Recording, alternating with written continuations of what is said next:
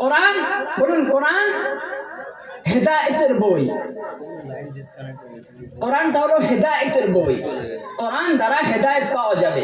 যারা মনে করে যে কোরআন ছাড়া অন্য কিছু হেদায়েত দিতে পারে, তারা ভুলের মধ্যে আছে, এখনো ঘুমের মধ্যে আছে। হাদিস, কোরআন, ইজমা, কিয়াস ছাড়া মানুষদেরকে ইসলামের পথে দাওয়াত দেওয়া, ইসলামে আনা যাবে না। আল্লাহ তাআলার কথা মানুষকে বোঝাতে হবে। প্রিয় মুসলিম উম্মাহ, গভীর মন দিয়ে শুনবেন। আমি আলোচনা বোঝাতে চাইছি, আল্লাহ রাব্বুল আলামিন তিনি আমাদের জন্য কিতাব নাজিল করেছেন। এটা কেমন? আমরা যদি পৃথিবীর কোনো রেস্টুরেন্টে যাই, পৃথিবীর কোনো ট্যুরে যাই, পৃথিবী কোথাও যদি ঘুরতে চাই, আপনাদের পাশেই তো সুন্দরবন। যদি আপনি সুন্দরবনে যান, আপনার প্রয়োজন হয় একজন গাইডম্যান, হয় না? ট্যুরের মধ্যে, ব্যাচের মধ্যে, টোটাল গ্রুপের মধ্যে একজন গাইডম্যান প্রয়োজন হয়। গাইডম্যান সেই সুন্দরবন ঢুকে বলে দেয়, এটাই হলো বাঘের জায়গা, এটাই হলো অমুক জায়গা, এটাই হলো অমুক জায়গা, এটাই হলো স্থান, এটাই এর সম্মানিত। বিভিন্ন জায়গায় গাইডম্যান আখ্যায়িত করে দেয়। গাইডম্যান ছাড়া আমাদের সুন্দরবন ঘোরাটা যেন মনে হয় বৃথা। বলুন, গাইডম্যান ছাড়া আমি মুর্শিদাবাদ ঘুরতে গেলাম, হাজারদুয়ারিতে গেলাম, এবং প্রত্যেকটা দরওয়াজার হিস্ট্রি এবং ওখানকার এডুকেশন হিস্ট্রিগুলো আমি জানলাম না, তাহলে যে গাইডম্যান থাকবে সে খুলে খুলে বলবেন। আপনি বাদ দেন, সৌদি আরবে যারা হজে গিয়েছেন, যারা উমরাতে গিয়েছেন, যারা সৌদি আরবে গিয়েছেন, আল্লাহ তাআলা আমাকে যাওয়ার সুযোগ দিয়েছেন। আমি যদি সৌদি আরবে যারা একদম কিছু জানে না, তারা গেল, পড়ে গেল, ওখানে যদি গাইডম্যান ভালো না থাকে, আপনার ওই জায়গার সব কিছু হিস্ট্রি আপনি বুঝতে পারবেন না, জানতে পারবেন না। ওগো প্রিয় মুসলিম উম্মাহ, সব ক্ষেত্রে যদি আমাদের গাইডম্যান প্রয়োজন হয়, আমরা তো মানুষ, আমাদের চলার ক্ষেত্রে একটি গাইড বুক হলো, সেটাই হলো আল কোরআন। বলুন না সুবহানাল্লাহ। আমাদের চলার ক্ষেত্রে আমরা কিভাবে হাঁটবো, আমরা কিভাবে চলবো, আমরা কিভাবে বসবো, সেটাই হলো কোরআন।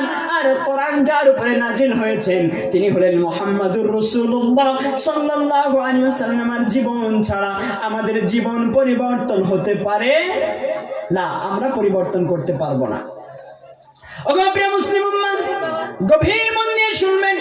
আমি আলোচনা আপনাদেরকে বোঝাতে চাইছি, যেহেতু আল্লাহ তাআলার কিতাব আল্লাহ তাআলা আমাদের জন্য প্রেরণ করেছেন, আল্লাহ তাআলা আমাদের জন্য নাজিল করেছেন, আমরা কিভাবে চলবো, আমরা কিভাবে খাবো, আমরা কিভাবে বসবো, আমরা কোথায় যাব, আমরা কিভাবে ব্যবসা করব, আল্লাহ রাব্বুল আলামিন কোরআনের মধ্যে সব শিখিয়েছেন।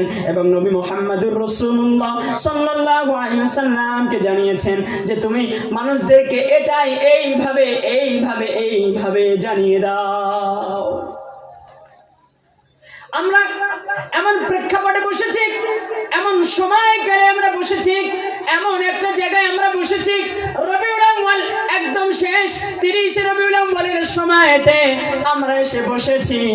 এই সময়টা আমাদের কাছ থেকে চলে যাচ্ছে, এই সময়টা আমাদের কাছ থেকে অতিবাহিত হয়ে যাচ্ছে। ওগো প্রিয় মুসলিম উম্মাহ, আমাদেরকে শিক্ষা নিতে হবে। আল্লাহ যে আমাদেরকে সৃষ্টি করেছেন, আল্লাহ যে আমরা যারা এই জায়গায় বসে আছি, আল্লাহ তাআলা আমাদেরকে কে সৃষ্টি করেছেন? বলুন, আমাদেরকে সৃষ্টি করেছেন? আমাদেরকে সৃষ্টি করেছেন আল্লাহ তাআলা। এবং সৃষ্টি করেছে, আচ্ছা গরুকে কে সৃষ্টি করেছে? বলুন, আল্লাহ। ছাগল, ঘোড়া, পৃথিবীর যত জীব জন্তু আছে তাদেরকে সৃষ্টি করেছেন আল্লাহ তাআলা।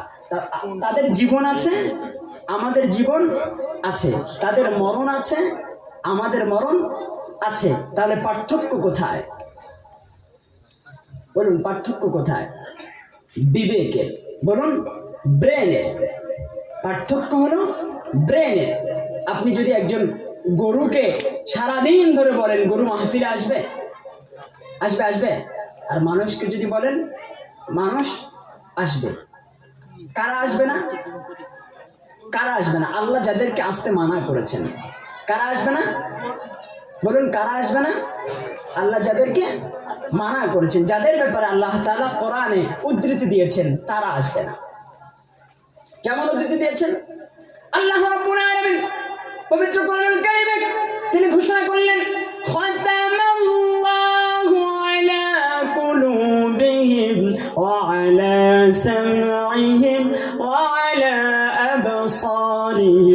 غشاوة ولهم عذاب عظيم আল্লাহ রাব্বুল আলামিন বললেন খতামাল্লাহু আলা কুলুবিহিম খতাম মানে স্তাম মারা খতাম মানে সিল মোহর মারা আল্লাহ বললেন খতামাল্লাহু আলা কুলুবিহিম আমি আল্লাহ তাদের অন্তরে সিল মোহর মেরেছি আমি আল্লাহ তাদের অন্তরে সিল মোহর মেরেছি আলা কুলুবিহিম তাদের অন্তরে আমি আল্লাহ তাআলা সিল মোহর মেরেছি ওয়া আলা সামিহিম যারা শুনেও শোনে না ওয়া আলা আবসারিহিম যারা দেখে না আচ্ছা বলুন তো যে মানুষগুলো বাইরে ঘুরছে তারা কি শুনতে পায় শুনতে পায় কোরআনে আওয়াজ শুনতে পাচ্ছে তো শুনতে পায় আল্লাহ বললেন আমি আল্লাহ তাদের অন্তরে সিল মোহর মেরেছি যারা শুনেও শোনে না যারা দেখে না আচ্ছা বলুন তো যারা ঘুরছে তারা কি এই জায়গায় মাহফিল হচ্ছে জানে দেখতে পাচ্ছে তারা তো কানা চোখ নেই এমন কি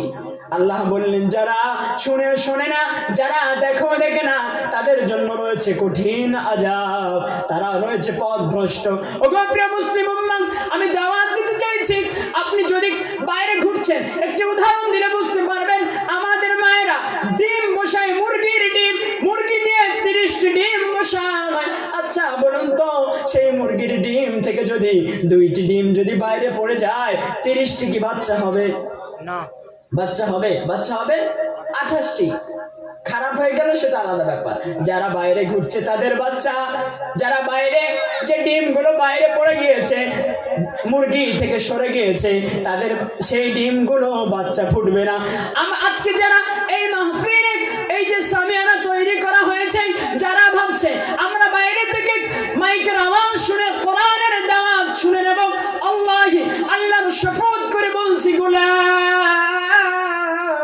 সামান্য মুরগির জায়গা থেকে যদি 2টি ডিম বাইরে চলে গেলে যদি বাচ্চা না হয় আপনারা বাইরে ঘুরে কিভাবে সওয়াব পাবেন বাইরে ঘুরে সওয়াব পাবেন না আমি দাওয়াত করছি আমাদের মতন আল্লাহ রাব্বুল আলামিন যারা বাইরে ঘুরছে তাদের ব্যাপারে বললেন খতামাল্লাহু আলা কুলুবিহিম আমি আল্লাহ তাদের অন্তরে সিল মোহর মেরেছি ওরে ওয়াজিবুর রহমান পৃথিবীর যদি বড় বড় আলেমদেরকে এই জায়গায় বসিয়ে দাও কারণ আমি আল্লাহ তো তাদের বিপক্ষে তারা কখনো কোরআনের দাওয়াত শুনবে না আল্লাহ তাদের বিপক্ষে তাহলে শুনবে কারা আল্লাহ যাদের পক্ষে আল্লাহ যাদেরকে ভালোবাসে আর যারা আল্লাহকে ভয় করে ওগো প্রিয় মুসলিম উম্মাহ যেহেতু আমরা কুকুর ছাগল ঘোড়া গাভী ইত্যাদি তা না আমরা যেহেতু মানুষ আল্লাহ তাআলা আমাদেরকে সৃষ্ট করে বানিয়েছে মুহাম্মাদুর রাসূলুল্লাহ সাল্লাল্লাহু আলাইহি ওয়াসাল্লাম বলেছেন আশরাফুল মাখলুকাত সৃষ্টি জীবের সেরাই হলো মানুষ আল্লাহ রাব্বুল আলামিন পবিত্র কোরআনুল কারীমে তিনি ঘোষণা দিয়েছেন আল্লাহ রাব্বুল আলামিন পবিত্র কোরআনুল কারীমে তিনি বলেছেন লাকাদ খালাকনাল ইনসানা ফি আহসানি তাকবীম বলুন না সুবহানাল্লাহ জোরে বলুন না সুবহানাল্লাহ আল্লাহ বললেন লাকাদ খলাকনা অবশ্যই আমি সৃষ্টি করেছি লাকাদ খলাকনাল ইনসানা নিশ্চয় আমি মানুষকে সৃষ্টি করেছি ফি আহসানি তাকবীম গুড মানে ভালো বেস্ট মানে ভালো বেটার মানে অতি ভালো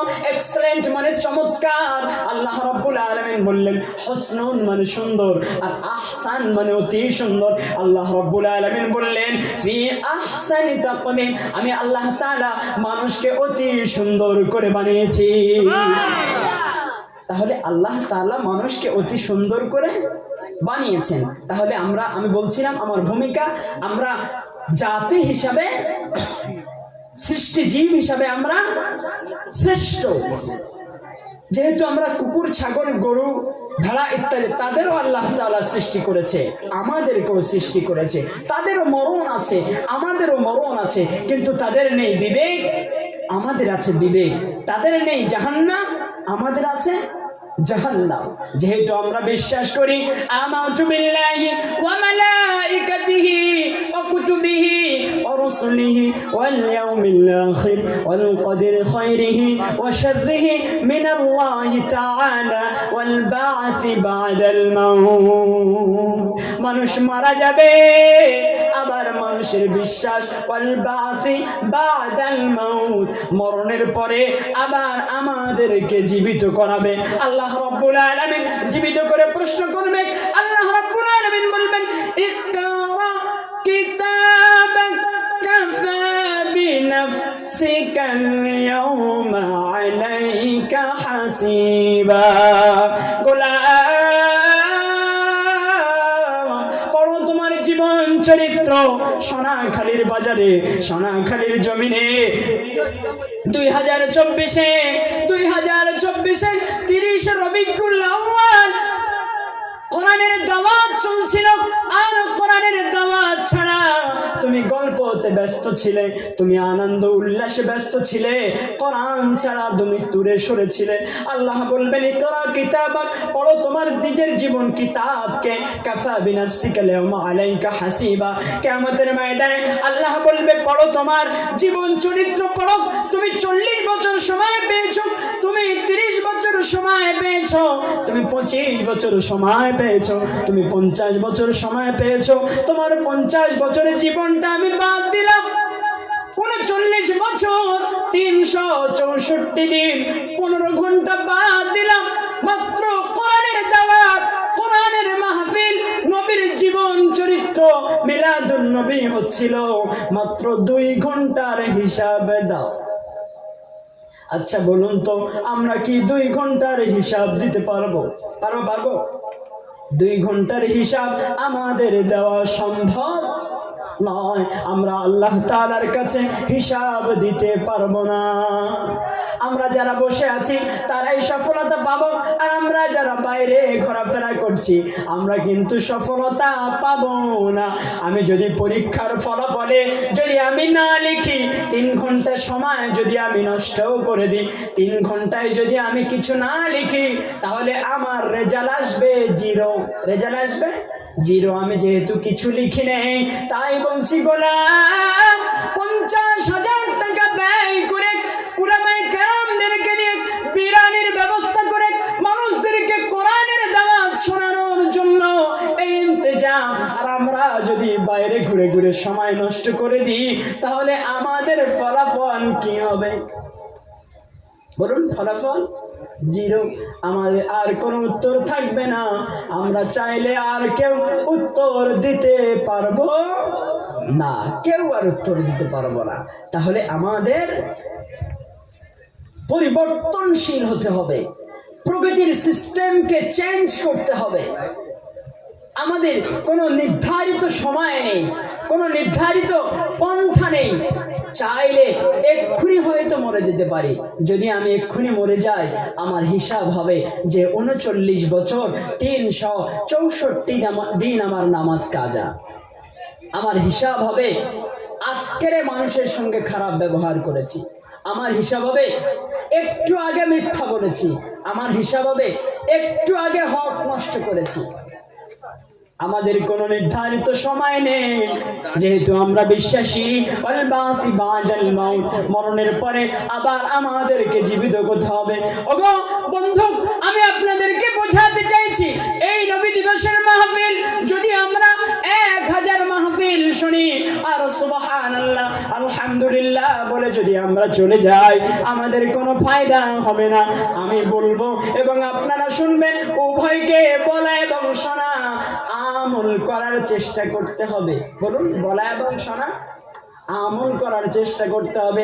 আমি যে বললাম এবং মানলাম না, আল্লাহ রাব্বুল আলামিন আমার ব্যাপারে বলেছেন সূরাতুস সাফ, তাকুলুনা মা লা তাফআলুন, তা তোমরা কেন বলো যা তোমরা নিজেই করো না। কাবরান মাকতান ইনদাল্লাহি তাকুলুনা ইলাল আখিরিল আয়াত। আল্লাহ রাব্বুল আলামিন বললেন, এই রূপ ব্যক্তি জঘন্য, অসন্তুষ্টজনক এবং ঘৃণিত মানুষদেরকে যারা প্রচার করে এবং সে নিজেই আমল করে না। ওগো প্রিয় বন্ধু, আজকে আমি স্টেজে বসে বড় বড় কথা বলছি, মানে আমি ভালো না না না না না, আমি যে কথা বলছি সেই কথার প্রতি যদি আমার আমল না থাকে, তাহলে আমিও যারা বাইরে ঘুরছে তাদের মতো। বলুন, যারা বাইরে ঘুরছে তাদের মতো। যদি আমার আমল না থাকে, আমি যে কথা বলবো যদি সে কথা যদি মেনে না নিই, তাহলে আমিও যারা বাইরে ঘুরছে তাদের মতো। একদিন নবী মুহাম্মদুর রাসূলুল্লাহ সাল্লাল্লাহু আলাইহি ওয়াসাল্লাম বসে আছেন। কথাটি আপনারা সবাই জানেন, কথাটি আপনারা সবাই জানেন, আমি একটু বোঝানোর জন্য বলছি।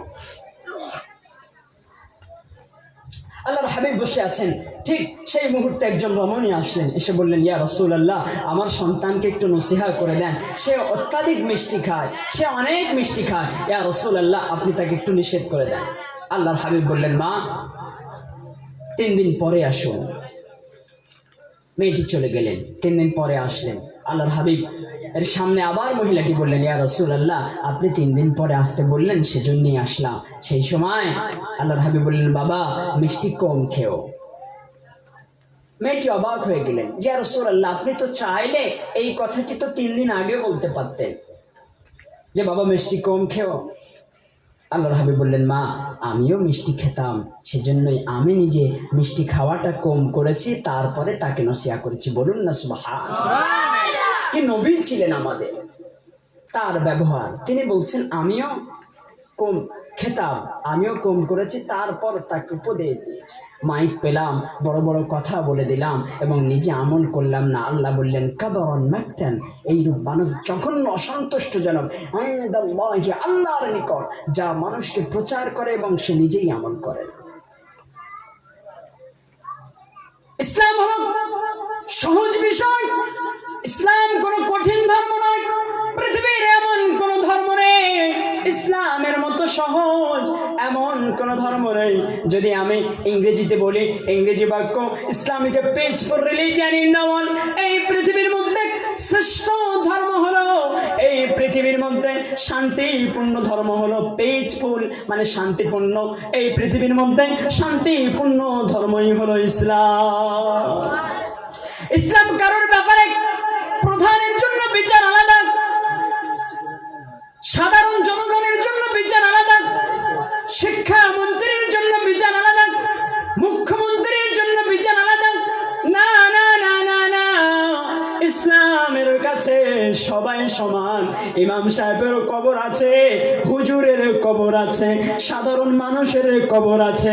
তবে যারা ভালো কিছু করবে, যারা ভালো কিছু করবে তারাই সফলতা পাবে, আর যারা ভালো কিছু করবে না তারাই সফলতা পাবে না। ইসলামের বিচার সবার জন্য একই।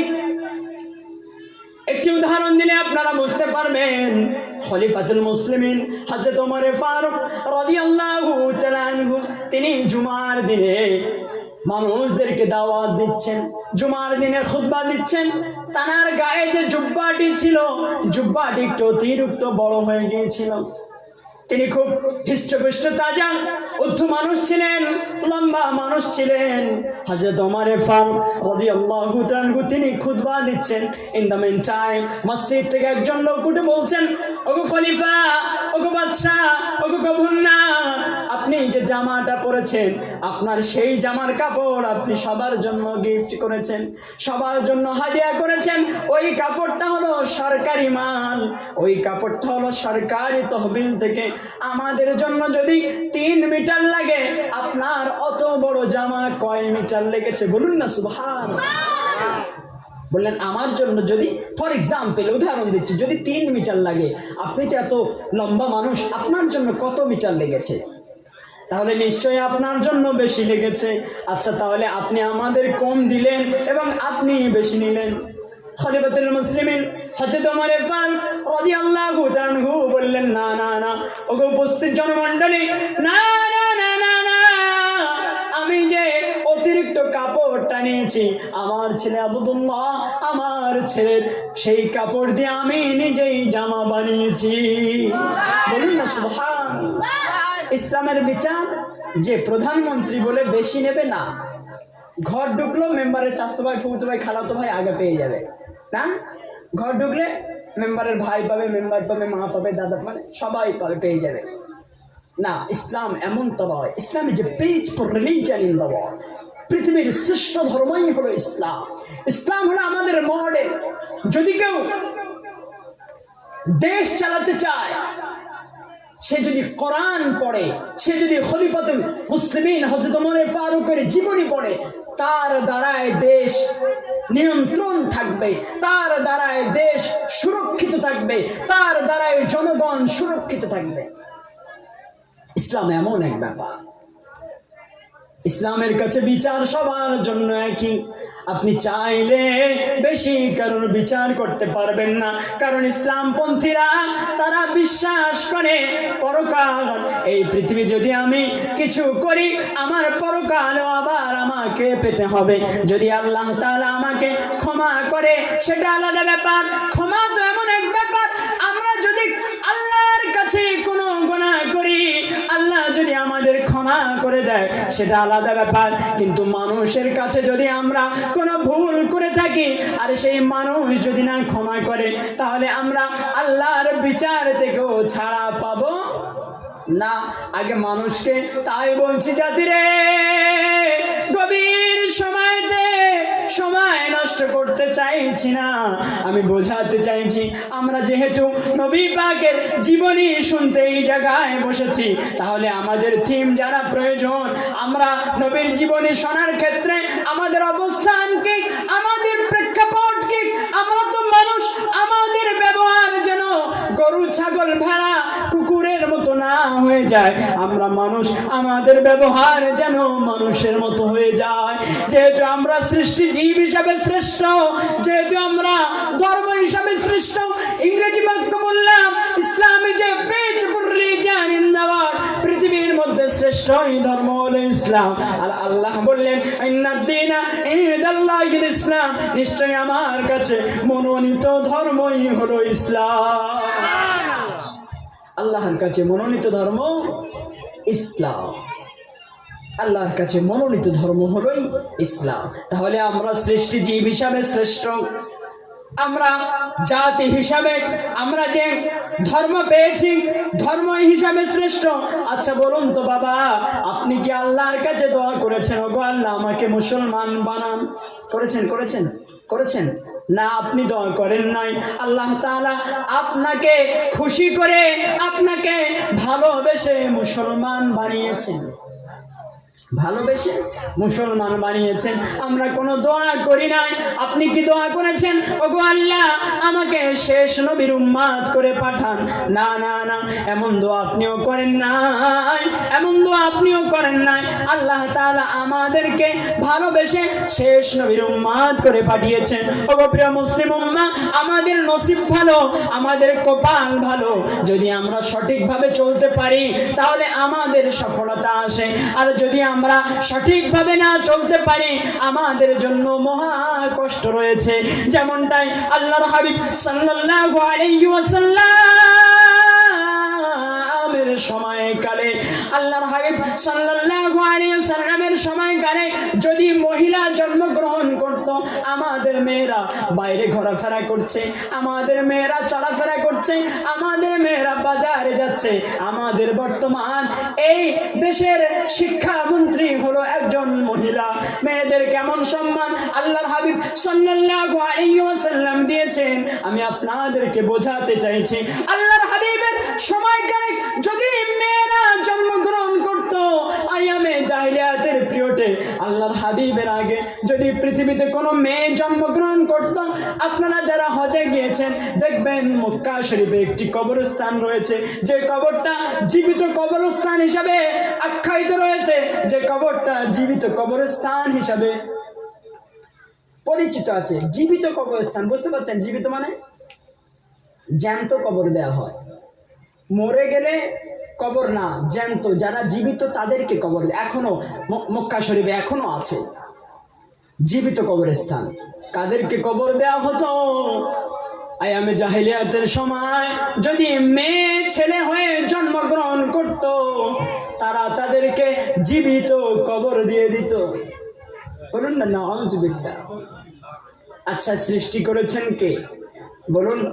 আচ্ছা বলুন তো, এই সময় অনেক ছেলে রয়েছে, যদি স্ত্রীর প্রথম মেয়ে হয় নাখোশ থাকে, দ্বিতীয় মেয়ে হয় নাখুশ থাকে, আবার ছেলের আশায় আবার গর্ভবতী হলো, তৃতীয় মেয়ে আছে, এমন গল্প রয়েছে তাদেরকে ডিভোর্স করে দিয়েছে।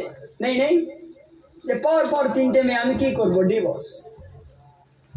আল্লাহর হাবিব নারী জাতিকে এমন সম্মান দিয়েছেন।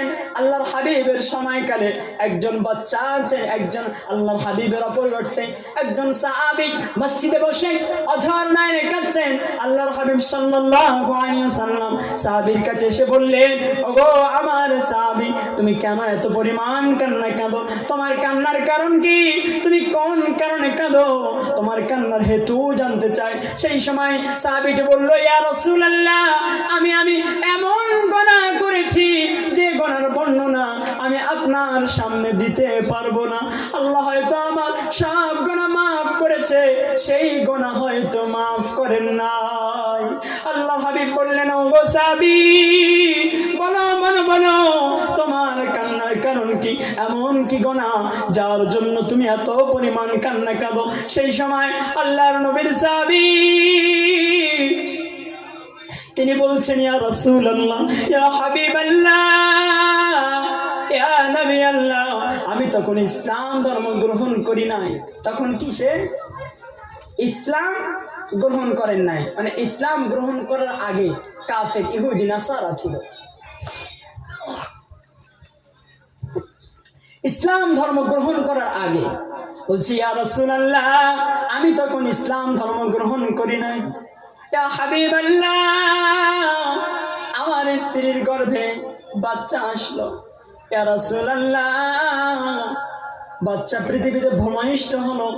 সেই বাচ্চাটি ছিল একজন মহিলা, শিশু নারী, শিশু কন্যা সন্তান ভূমিষ্ঠ হলো। ইয়া রাসূলুল্লাহ, আমি রাগে রাগান্বিত, যেহেতু প্রথা অনুযায়ী পৃথিবীতে নারী জন্মগ্রহণ করলে তাদেরকে জীবিত কবর দেওয়া হবে। ইয়া রাসূলুল্লাহ, আমি তার মাকে বললাম, সেই বাচ্চাটিকে আমাকে দাও। বাচ্চাটি হাঁটতে শিখেছে, সুন্দরভাবে তাকে ভালো কিছু পোশাক পরিয়ে নিলাম। ইয়া রাসূলুল্লাহ, পোশাকটি পরিয়ে পরিয়ে পাহাড়ের চূড়াতে উঠে যাচ্ছি। ইয়া হাবিবাল্লাহ, আমার বাচ্চাটি বললেন, আব্বা, এই প্রখর রোদে, এই শীতের সময়, এই প্রখর রোদে, উত্তপ্ত বালিতে আপনি কেন এত কষ্ট করছেন? আব্বা, কেন আপনি পাহাড়ের চূড়ায় উঠছেন? আব্বা, হেতু কি? ইয়া রাসূলুল্লাহ, আমার মেয়ে আমাকে বারবার বলছে, আমি তার কথাতে কর্ণপাত করি না। ইয়া রাসূলুল্লাহ, আমার মেয়েকে নিয়ে আমি পাহাড়ের চূড়ায় উঠে গেলাম। ইয়া রাসূলুল্লাহ, আমার মেয়েকে খেলা করতে দিলাম এবং আমি একটি গর্ত খনন করতে শুরু করলাম। পাহাড় কেটে কেটে গর্ত খনন করছি। আমার ছোট্ট সুন্দরী মেয়ে, আমার ছোট্ট ফুটফুটে মেয়ে দূর থেকে ছুটে এসে আমার শরীরের ঘাম মুছিয়ে দেয়। ইয়া রাসূলুল্লাহ, আমার ঘাম মুছিয়ে দেয়, বলে, আব্বা, এই উত্তপ্ত বালিতে, এই প্রখর রোদে আপনি কেন গর্ত খনন করছেন? আব্বা, গর্ত খনন করা ছেড়ে দেন। ইয়া রাসূলুল্লাহ, আমার সন্তান আমার জন্য মায়া করে, আমার জন্য ভালোবাসা দেখায়, আমার জন্য উদারতা দেখায়। আমি এমন নিষ্ঠুর পিতা, তবু আমার অন্তরে মায়া আসে না, তবু আমার কিছু মনে হয় না, তবু আমি কিছু ভাবি না। ইয়া রাসূলুল্লাহ, গর্ত খনন করা শেষ হয়ে গেল। আমার ছোট্ট বাচ্চা খেলা করছিল। আমি ডাক দিলাম, মা, দেখো গর্তের মধ্যে কি পাওয়া যায়, দেখো গর্তের মধ্যে কি দেখা যায়। ইয়া রাসূলুল্লাহ, আমার ছোট্ট সন্তান ছুটে ছুটে ছুটে ছুটে এসে গর্তের দিকে তাকালো। ইয়া রাসূলুল্লাহ, আমি এমন নিষ্ঠুর পিতা, আমি এমন নিষ্ঠুর বাপ। ইয়া রাসূলুল্লাহ, পিছন থেকে আমার ছোট্ট কন্যা সন্তানকে ধাক্কা দিয়ে গর্ততে ফেলে দিলাম। ইয়া রাসূলুল্লাহ, ইয়া হাবিবাল্লাহ, আমার সন্তান, ছোট্ট কন্যা সন্তান, ইয়া রাসূলুল্লাহ, আমার ছোট্ট কন্যা সন্তান গর্তে থেকে আব্বু আব্বু আব্বু করে চিৎকার করে, আব্বু আব্বু করে ডাকে, ইয়া রাসূলুল্লাহ আমি এমন নিষ্ঠুর পিতা, উপর থেকে একটি বড় পাথর নিক্ষেপ করলাম। পাথর নিক্ষেপ করে দেখি আমার ছোট্ট সুন্দরী জামিলা, আমার ছোট্ট কন্যা সন্তানের মাথাতে পড়ে একটি চোখ বাইর হয়ে যায়। ইয়া রাসূলুল্লাহ আমার অন্তরে তবুও মায়া হয় না, আমার অন্তরে তবুও দয়া হয় না। ইয়া রাসূলুল্লাহ আমি আমার ছোট্ট কন্যা সন্তানকে জীবিত মাটি দিয়ে আমি চলে আসলাম। ইয়া রাসূলুল্লাহ আজকে আমার সেই সন্তানের কথা মনে পড়ে গেছে। আল্লাহ আমার জীবনের সব গুনাহ হয়তো মাফ করেছে, আল্লাহ হয়তো ওই গুনাহটা মাফ করে না। বুঝছেন, আমি সেজন্যই বললাম Islam is a peaceful religion in the world. পৃথিবীর মধ্যে শ্রেষ্ঠ ধর্মই হলো ইসলাম। বলুন না সুবহানাল্লাহ। ইসলামের আদর্শ, সে তখন ইসলাম গ্রহণ করে নাই, সাহাবী বললেন ইয়া রাসূলুল্লাহ আমি আমার সন্তানকে জীবিত মাটি দিলাম, জীবিত। আল্লাহ আমার জীবনের সব গুনাহ হয়তো মাফ করেছে, ও গুনাহ হয়তো মাফ করে নাই। আল্লাহ রাব্বুল আলামিন পবিত্র কোরআনুল কারীমে ঘোষণা দিলেন, তুবু ইলাল্লাহি তাওবাতুন নাসুহা। গোলাম তুমি গুনাহ করে করে পাহাড় পরিমাণ গুনাহ করে ফেলেছো, গুনার সাগর করে ফেলেছো, গুনার পাহাড় তৈরি করে ফেলেছো, জমিন থেকে আসমান পর্যন্ত ভরপুর করে দিয়েছো। তুবু ইলাল্লাহি তাওবাতুন নাসুহা, খালিস নিয়তে আমার কাছে তওবা করো, খালিস নিয়তে আমার কাছে মাফ চাও, আমি আল্লাহ তোমাকে মাফ করে দিব। আল্লাহর হাবিব সাল্লাল্লাহু আলাইহি ওয়াসাল্লাম বললেন, ওগো সাহাবী তুমি তো তখন ইসলাম ধর্ম গ্রহণ করো না, যেহেতু তুমি ইসলাম ধর্ম গ্রহণ করেছো, যেহেতু তুমি শাহাদাতের কালেমা পাঠ করেছো, ইসলাম ধর্মের পূর্বে যত গুনাহ আল্লাহ তোমাকে মাফ করে দিয়েছে। বলুন না সুবহানাল্লাহ। যেহেতু তুমি ইসলাম গ্রহণ করেছো, আল্লাহ তোমার পূর্বের গুনাহ সব মাফ করে দিয়েছে। বলুন না সুবহানাল্লাহ। আল্লাহর দয়া, আল্লাহর মায়া, আল্লাহ কেমন। ওগো আমার ভাইরা, তৎকালীন সময় নারীকে যদি জীবিত কবর দেওয়া হয়, আর সেই নারীর সম্মান কেমন দিয়েছেন আল্লাহর হাবিব, সেই নারীর সম্পর্কে আল্লাহ রাব্বুল আলামিন পবিত্র কোরআনুল কারীমে একটি সূরা নাজিল করেছেন। বলুন না সুবহানাল্লাহ। সূরাতুন নিসা, টোটাল মহিলা সম্পর্কে আল্লাহ নাজিল করে দিয়েছেন।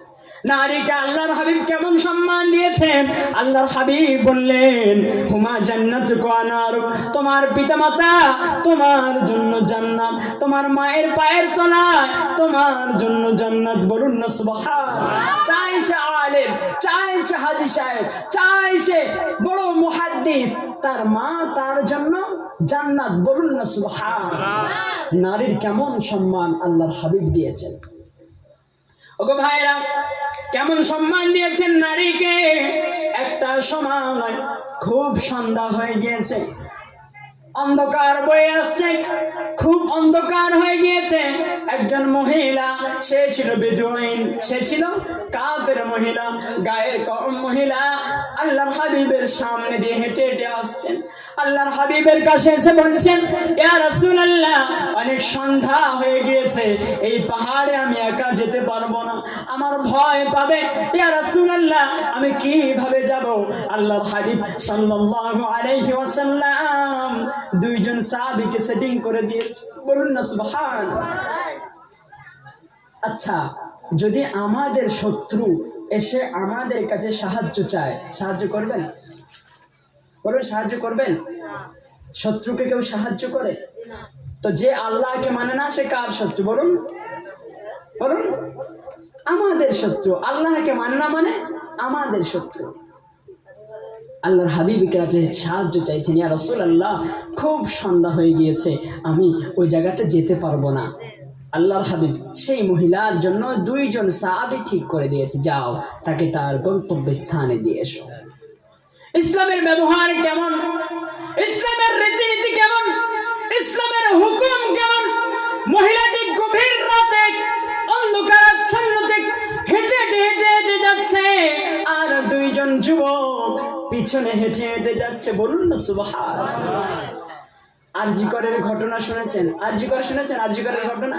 একজন ডাক্তারকে ধর্ষণ করে মেরে দিয়েছে পাপীরা, যারা পশুত্ব দিন যাদের অন্তরে লালন করে। আরজিকর একজন ডাক্তারকে ধর্ষণ করে সারা জীবনের মতো পৃথিবী থেকে বিদায় করে দিয়েছে। কেমন কেমন তাদের মানুষত্ব, তারা কি ইসলামের ভাবমূর্তি কেমন। গভীর রাতে মহিলা এসে সাহায্য চাইলেন, ইয়া রাসূলুল্লাহ আমি যাব, আমার যাওয়ার ব্যবস্থা করে দেন। 2 জন সাহাবী নিযুক্ত করে দিলেন। 2 জন সাহাবী আল্লাহর হাবিবের কথা অনুযায়ী সেই মহিলাটিতে আগাতে যাচ্ছে। মহিলাটির গন্তব্যস্থানে পৌঁছে দিয়ে এসেছে। পরের দিন সকালে মহিলাটি এসে আল্লাহর হাবিবের কাছে এসে বলছেন, ইয়া রাসূলুল্লাহ, ইয়া হাবিবাল্লাহ, আপনার কেমন ধর্ম আমি জানি না, আপনার কেমন ধর্ম আমি জানি না। গভীর রাতে আমার মতো সুন্দরী মহিলা হেঁটে হেঁটে যাচ্ছে, আপনার 2 জন সহচর, আপনার 2 জন সঙ্গী আমাদের পিছু পিছে দিয়ে দিয়েছেন। ইয়া রাসূলুল্লাহ আপনি এমন 2 জন মানুষকে পাঠিয়েছেন, তারা একবারও আমার মুখের দিকে তাকায়নি। জোরে বলুন না সুবহানাল্লাহ, নারায়ে তাকবীর। ইয়া রাসূলুল্লাহ এমন ধর্ম আপনার, 2 জন যুবককে আমার পিছে দিয়েছেন, আমার বাড়ি পর্যন্ত একবারও আমার মুখের দিকে তাকায়নি। ইয়া রাসূলুল্লাহ এক্ষুনি আমি শাহাদা পাঠ করে মুসলমান হতে চাই। জোরে বলুন না সুবহানাল্লাহ। আর আমাদের পশ্চিমবঙ্গে আরজিকর একজন ডাক্তারকে জাহান্নামের নরকীটরা পশুত্ব লালন করে সুযোগ পেয়ে এমন ভাবে তাকে হত্যা করেছে। ডাক্তার লিখেছে তার জোড়ালুতে 1.5 মানে 150 গ্রাম বীর্য পেয়েছে। কি মানুষ তারা! আমি দীপ্ত কণ্ঠে তাদের জন্য প্রতিবাদ করতে চাই। ইসলামের ছায়াতলে আসুন। আমাদের প্রফেট মুহাম্মদ সাল্লাল্লাহু আলাইহি ওয়াসাল্লাম তিনি এই শিক্ষা দেন নাই। মহিলাকে এমন সম্মান দিয়েছেন, মহিলা তার পরের দিন এসে শাহাদা পাঠ করে মুসলমান হয়ে গিয়েছে। বলুন না সুবহানাল্লাহ। আমাদের যুবক ভাইয়েরা, আপনাদের মধ্যে যদি এই ব্যবহার থাকে, আমি আহ্বান করছি এই পশুত্ব ব্যবহার অন্তর থেকে তুলে দেন, অন্তর থেকে মুছে দেন। দেখবেন পৃথিবীটাও সফল কাম হবে আর আখিরাতও সফল কাম হবে। বলুন না সুবহানাল্লাহ, বলুন না আল্লাহুম্মা আমিন। প্রিয় মুসলিম উম্মাহ, আমি প্রেক্ষাপট পরিবর্তন করতে চাইছি না। আমি আপনাদেরকে বলেছি আমরা কি কোথা থেকে এসেছি, আমাদের অস্তিত্ব কি, আমাদের কোথায় যেতে হবে, আমাদের এটা নিয়ে আমাদেরকে লালন করতে হবে। আমরা যেহেতু সৃষ্টি জীব হিসাবে শ্রেষ্ঠ, কিয়ামতের ময়দানে আল্লাহ গরুকে প্রশ্ন করবে না, আল্লাহ মানুষকে প্রশ্ন করবে। আমরা যেহেতু জাতি হিসাবে শ্রেষ্ঠ, আমরা যেহেতু কিতাব পেয়েছি কোরআন হিসাবে শ্রেষ্ঠ, যে ধর্ম গ্রন্থ পেয়েছি ধর্ম গ্রন্থ হিসাবে আমরা শ্রেষ্ঠ পেয়েছি। আমরা যে রব পেয়েছি, রব ছাড়া দ্বিতীয় কোন রব নাই। তিনি বললেন কুল হুয়াল্লাহু আহাদুন আল্লাহুস সামাদ লাম ইয়ালিদ ওয়া লাম ইউলাদ ওয়া লাম ইয়াকুল লাহু কুফুয়ান আহাদ। জোরে বলুন সুবহানাল্লাহ।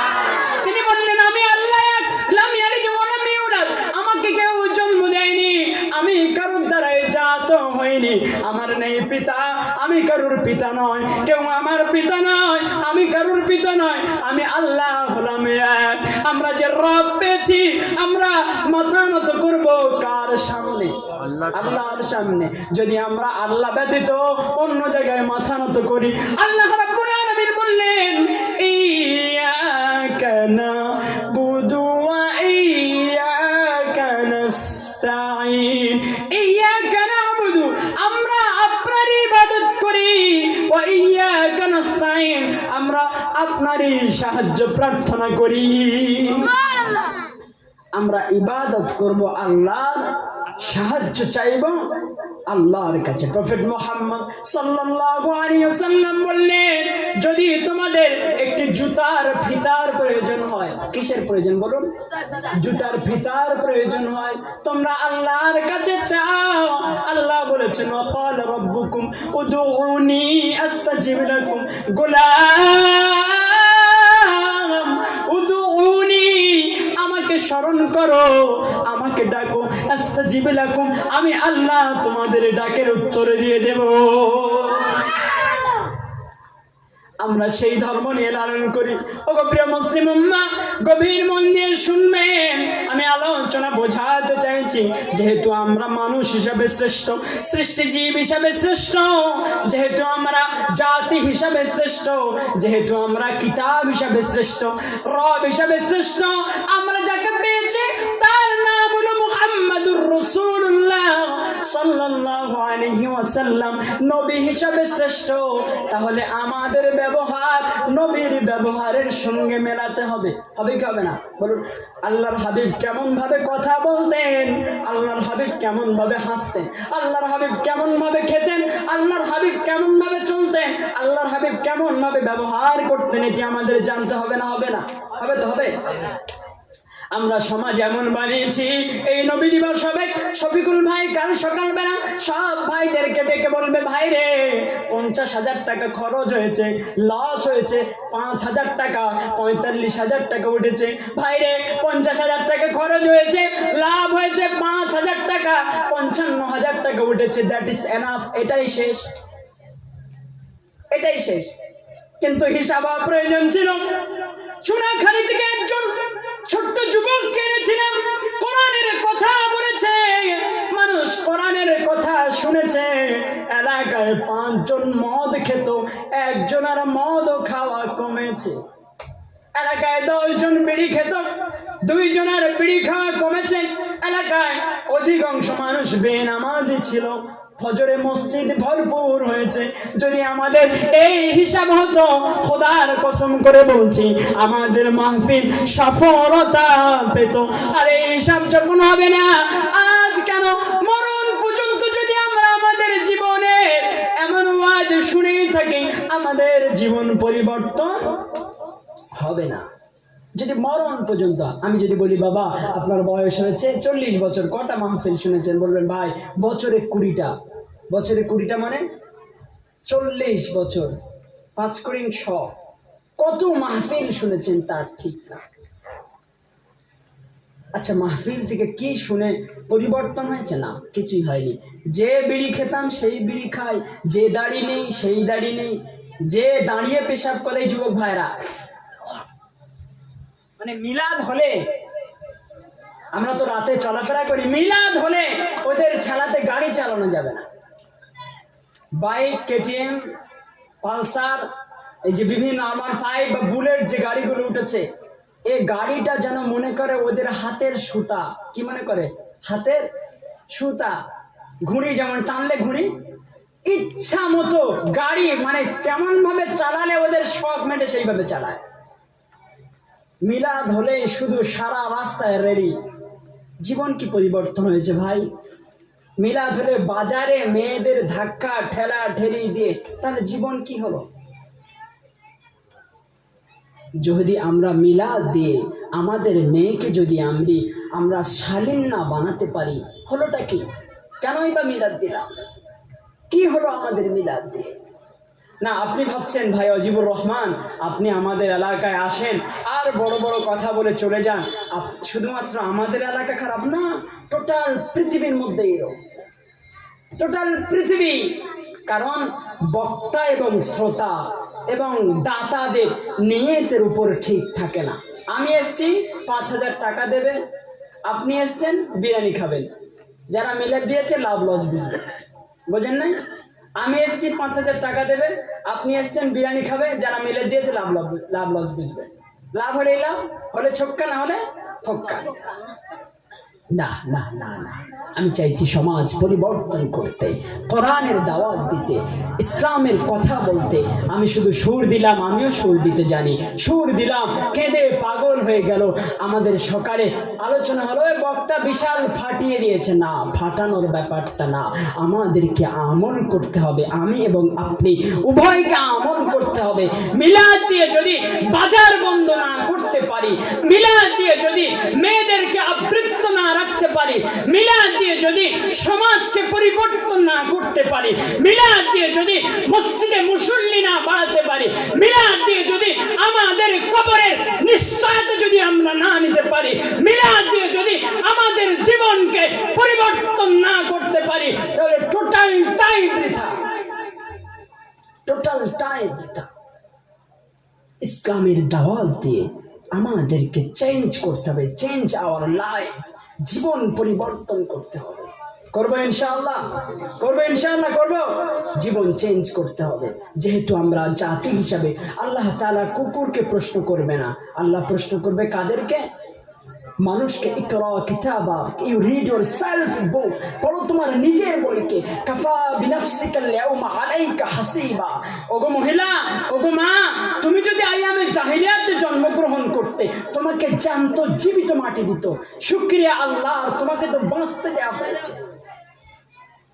তুমি যদি জাহিলিয়াতের সময় একজন মহিলা যদি জন্মগ্রহণ করত, তাকে জীবিত মাটি দেওয়া হতো। এই সময় মহিলা জন্মগ্রহণ করে, মহিলাই প্রধানমন্ত্রী, মহিলাদের কত ইজ্জত, কত সম্মান। আল্লাহ বলেছেন, আল্লাহর হাবিব বলেছেন, প্রত্যেক মায়ের পায়ের তলায় সন্তানের জন্য জান্নাত। বলুন না সুবহানাল্লাহ। একটা আওয়াজ শুনবেন, শুনবেন মেয়েদের সম্মান কেমন। আমরা ছোটবেলায় আওয়াজ শুনে আসছি না যে স্বামীর পায়ের তলায় জান্নাত? শুনেছেন তো? শুনেছেন স্বামীর পায়ের তলায় জান্নাত? একটু চেঞ্জ করে দেন, স্ত্রীর পায়ের তলায় জান্নাত। অবাক ব্যাপার। স্ত্রীর পায়ের তলায় বলেছি, কথাটি যদিও খারাপ, শুনতে খারাপ লাগে, তবে বাস্তবে চিত্র আপনি একটু শুনলে বুঝতে পারবেন। শুনেছি না স্বামীর পায়ের তলায় জান্নাত? কারণ মুহাম্মদুর রাসূলুল্লাহ সাল্লাল্লাহু আলাইহি ওয়াসাল্লাম বলেছেন, আল্লাহ তাআলা যদি পৃথিবীতে সিজদা করার অনুমতি দিত, আল্লাহ ব্যতীত যদি কাউকে সিজদা করা যেত। সিজদা মানে কি? মাথা নত করা। সিজদা মানে কি? মাথা জমিনের সঙ্গে লাগিয়ে দেওয়া এবং বলা, সুবহান রাব্বিয়াল আযীম, সুবহান রাব্বিয়াল আযীম। ওগো আল্লাহ, আমার মাথা জমিনে আপনার পায়ের সঙ্গে মিশিয়ে দিচ্ছি এবং আমি স্বীকার করছি আপনি সবচেয়ে মহান বড় রব। মাথা জমিনের সঙ্গে ঠেকে। আচ্ছা, আমি আপনাকে ভুল করেছি, বিচার হলে বলে ভাই হাত ধর, হাত ধরলে ভুল। যদি হাত ধরে মাফ, যদি কারোর পায়ে ধরে আর আর আর রাগ থাকে, আমার মাথা নত একমাত্রই হবে সৃষ্টিকর্তার কাছে। বলুন না সুবহানাল্লাহ। আল্লাহর হাবিব বললেন, যদি পৃথিবীতে সিজদা করার অনুমতি থাকতো, মানুষ যদি সিজদা করতে পারত, মানুষ যদি পৃথিবীতে কাউকে সিজদা করত, তাহলে প্রত্যেকটা নারীকে তার স্বামীর পায়ের তলায় সিজদা করতে বলতাম। বলুন না সুবহানাল্লাহ। স্বামীর সম্মান কেমন? ওগো পৃথিবীর যুবকরা, ওগো পৃথিবীর পুরুষ জাতিরা, গভীর মন দিয়ে শুনবেন। আল্লাহ রাব্বুল আলামিন বললেন, হুন্না লিবাসুল লাকুম ওয়া আনতুম লিবাসুল লাহুন্না।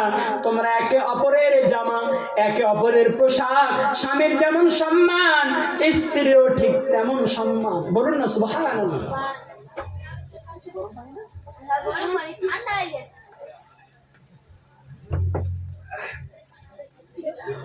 ভাইরা, গভীর মন দিয়ে শুনবেন, আমি আলোচনা বোঝাতে চাইছি।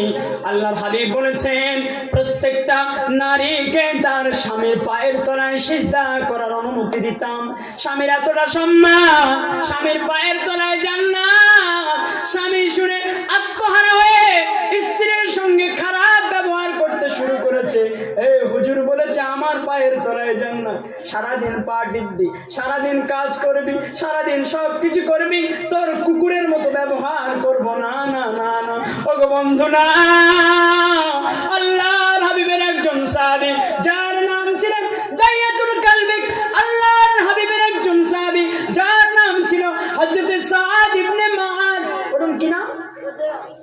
হযরত সাদ ইবনে মুআজ রাদিয়াল্লাহু আনহু, আল্লাহর হাবিবের একজন সাহাবী। আল্লাহর হাবিবের একজন সাহাবী যার নাম হলো সাদ ইবনে মুআজ। মরণের সময় হয়ে গিয়েছে, মরে গিয়েছে, জানাজার সময় হয়ে যাচ্ছে। আল্লাহর হাবিব জানাজাতে উপস্থিত হলেন। জানাজার ঠিক আগ মুহূর্ত, আমাদের এলাকায় মানুষ মরে গেলে আমরা জানাজাতে যাই তো খুব জোর হাইস্ট 500, 1000, একটু সম্মানিত হলে 1000, 2000, খুব জোর হলে 5-10 হাজার মানুষ। হ্যাঁ, খুব বড় কেউ হলে বা খুব পরিচিত মানুষ হলে 10,000 মানুষ একসঙ্গে। প্রিয় বন্ধু, গভীর মন দিয়ে শুনবেন। আল্লাহর হাবিব সাল্লাল্লাহু আলাইহি ওয়াসাল্লামের সাহাবী হযরত সাদ ইবনে মুআজ জানাজার সময় হয়ে গিয়েছে রাদিয়াল্লাহু আনহু, জানাজার সময় হয়ে গিয়েছে। সাহাবীরা জানাজার জন্য দাঁড়িয়ে গিয়েছে। হঠাৎ দিনের বেলা পৃথিবী অন্ধকার হয়ে গিয়েছে। সাহাবীরা আশ্চর্য হয়ে গেলেন, ইয়া রাসূলুল্লাহ, কিয়ামত শুরু হয়ে গেল নাকি? হঠাৎ পৃথিবীতে দিনের বেলা অন্ধকার হয়ে গেল কেন? কারণটা কি? আল্লাহর হাবিব অন্ধকারের সময় জানাজা সমাধা করলেন এবং মসজিদে নববীতে চলে গেলেন। মসজিদে গিয়ে সিজদায় পড়ে আল্লাহ তাআলার কাছে কাঁদছে, ইয়া আল্লাহ, ওগো আল্লাহ রব্বে কারীম, আপনি সাদ ইবনে মুআজকে ক্ষমা করে দেন। ওগো আল্লাহ, আমি মুআজের প্রতি খুশি হয়েছি, আপনি তারে মাফ করে দেন। ইয়া রাসূলুল্লাহ, আল্লাহর হাবিব এমন পরিমাণ কান্না কাঁদছেন। ইন দ্য মিন টাইম সাহাবীরা প্রবেশ করলেন, করে বলছেন, ইয়া রাসূলুল্লাহ, কি ব্যাপার হেতু জানতে চান। আপনি মুআজের জানাজাতে শরীক হলেন, হঠাৎ পৃথিবী অন্ধকার হয়ে গেল। দিনের বেলা আপনি ওখান থেকে জড়দ্রমে আকৃষ্ট, মনকে নরম করে দিয়ে, মন খারাপ করে দুশ্চিন্তার মধ্য দিয়ে মসজিদে এসে আবার আপনি আল্লাহর কাছে তার জন্য ক্ষমা চাইছেন। ইয়া রাসূলুল্লাহ, কি ব্যাপার? পৃথিবী হঠাৎ অন্ধকার হয়ে গেল কেন? আল্লাহর হাবিব সাল্লাল্লাহু আলাইহি ওয়াসাল্লাম বললেন, ওগো আমার সাহাবীরা, শুনে নাও, জেনে নাও, হঠাৎ পৃথিবী অন্ধকার হয়ে যাওয়ার কারণটাই হলো এটাই, আমার মুআজের জানাজার পূর্বে আসমান থেকে এত ফারিস্তা আসছে, যার জানাজায় শরীক হতে। বলুন সুবহানাল্লাহ। কারা জানাজায় আসছে? ফারিস্তা। কারা? ফারিস্তা। আসমান থেকে এত ফারিস্তা তার জানাজায় আসছে, আসমান থেকে এত ফারিস্তা তার জানাজায় আসছে। হঠাৎ জানাজাতে সূর্যটা তাদের আড়ালে পড়ে গিয়েছে, সূর্যটা ফারিস্তাদের আড়ালে পড়ে গিয়েছে। আর সূর্যের আলো পৃথিবীতে পড়ছে না, ফারিস্তাদের পর্দাতে, ফারিস্তাদের দেওয়ালে সূর্যের আলো আর পৃথিবীতে আসছে না। হঠাৎ অন্ধকার হয়ে গেল। আল্লাহর হাবিবের সাহাবীরা বলল, ইয়া রাসূলুল্লাহ, তাহলে তো খুশির ব্যাপার, যার জানা যায় আসমানের ফারিস্তা এসে নামাজ পড়ছে।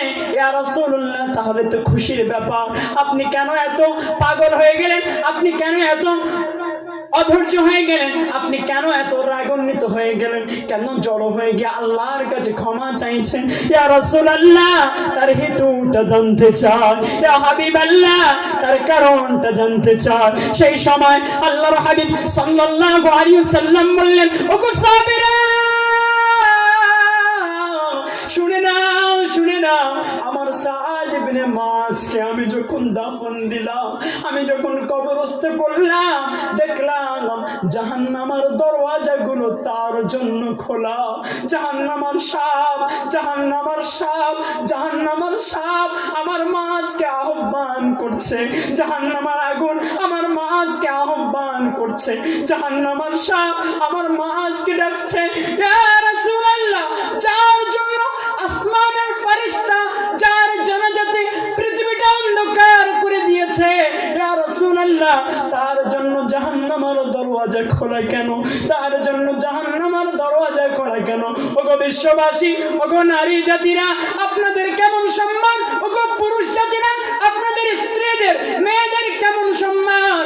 গভীর মন দিয়ে শুনবেন। সেই সময় আল্লাহর হাবিব বললেন, আল্লাহর হাবিব বললেন, ওগো সাহাবীরা, আমার মাঝের এমন কোনো গণা ছিল না, আমার মাঝের এমন কোনো গণা ছিল না, তবে তার সামান্য পরিমাণ গণা ছিল, সে তার স্ত্রীর সঙ্গে সঠিক হক আদায় করেনি। তার স্ত্রীর সঙ্গে সাদ ইবনে মুআজ, আল্লাহর হাবিবের সাহাবী, তার স্ত্রীর সঙ্গে সঠিক হক আদায় করেনি। সেজন্যই আল্লাহ তাআলার বিচার, তার জন্য জাহান্নামের দরওয়াজা খোলা। আমরা শুনে এসেছি স্বামীর পায়ের তলায় জান্নাত। হ্যাঁ, স্বামীর পায়ের তলায় জান্নাত, তবে স্ত্রী আপনার অর্ধাঙ্গনী, স্ত্রী আপনার পোশাক। স্ত্রীকে যথাযথ মর্যাদা দিতে হবে। স্ত্রীকে বাড়ির চাকর বানাতে পারবেন না, স্ত্রীকে যা ইচ্ছা তাই করতে পারবেন না, স্ত্রীকে চাকরানি খাটাতে পারবেন না। স্ত্রীকে যথাযথ মর্যাদা দিতে হবে, সম্মান দিতে হবে। যদি আমাদের যুবক ভাইরা বউদের একটু ভালোবাসে, তখন বলে বোর ভেড়ো হয়ে গিয়েছে। কি বলবে? বোর ভেড়ো হয়ে গিয়েছে। না না, তবে হ্যাঁ, বউকে ভালোবাসুন, তবে পিতা মাতাকে বাদ না দিয়ে। বউকে ভালোবাসুন, তবে পিতা মাতাকে বাদ না দিয়ে। পিতা মাতাকেও ভালোবাসুন, স্ত্রীকে ভালোবাসুন। বুঝেছেন তো? স্বামীর পায়ের তলায় জান্নাত শুনেই আসছি, কিন্তু স্ত্রীও আমাদের কাছে সম্মানিত। নারী আমাদের কাছে কেমন সম্মানিত? গো নারীরা, আপনি যদি জাহিলিয়াতের সময় আসতেন, আপনাকে জীবিত মাটি দেওয়া হতো। আপনি তো নবীর প্রিয়তে এসেছেন, আপনাকে সম্মানিত বানানো হয়েছে। আপনি জাতির সম্পদ, আর সেই সম্মানটা একটা কলা যদি খোলা ছাড়িয়ে রাস্তাতে ফেলে রাখেন, কলা খাওয়া যাবে? যাবে যাবে যাবে? কলার খোলা যদি ছাড়িয়ে ফেলে রাখেন, সেই কলা খাওয়া সম্ভব নয়। আপনি তো আমাদের মা, আপনি তো সম্মানিত। কেন নিজেকে কলা বানাচ্ছেন? কেন নিজেকে সুন্দর বানাচ্ছেন না? নিজেকে চেঞ্জ করুন, আল্লাহর জন্য প্রস্তুত হন। আল্লাহর হাবিব সাল্লাল্লাহু আলাইহি ওয়াসাল্লাম বললেন, ওগো সাহাবীরা, আমার অবর্তমানে তোমাদের কাছে কি কোনো উত্তম বস্তু রেখে যাব না?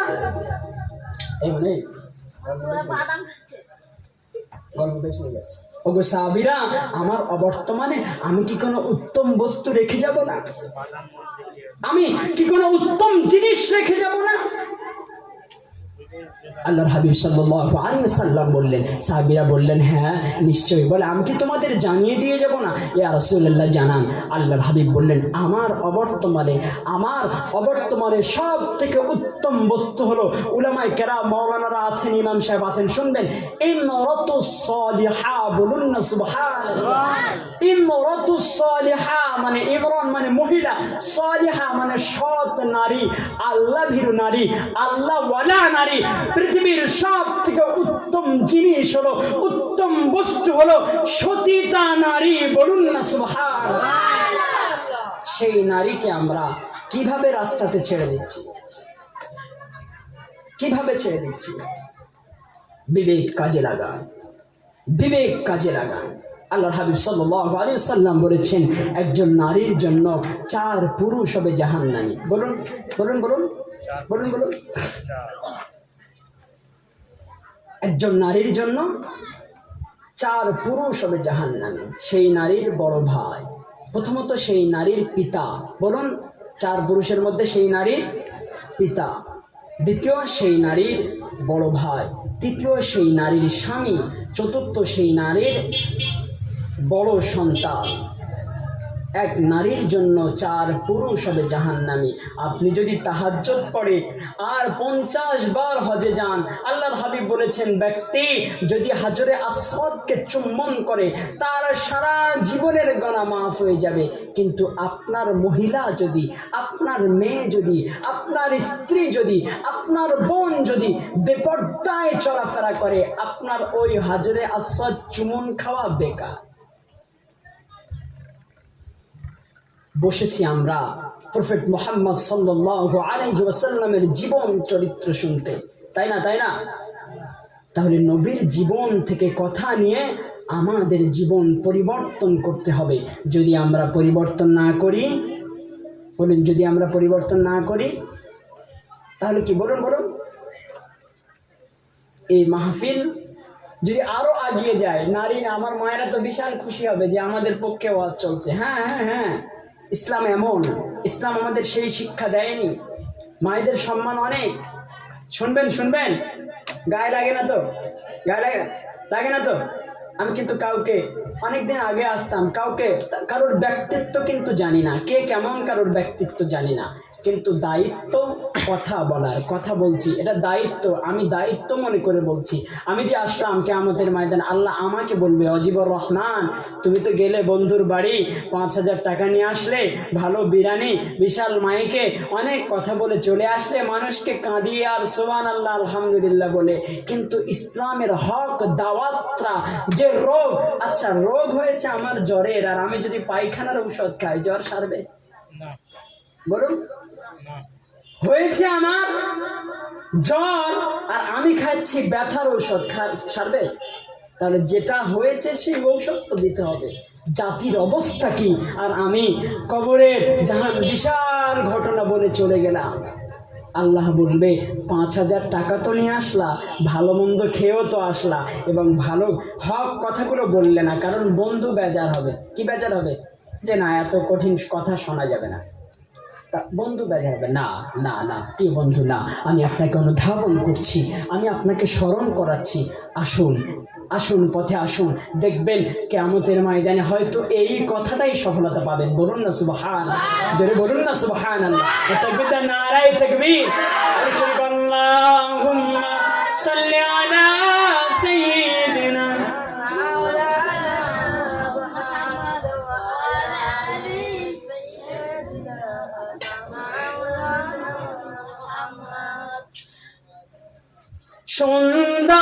সুন্দরতম আখলাখ ছিল দয়ার নবীজি,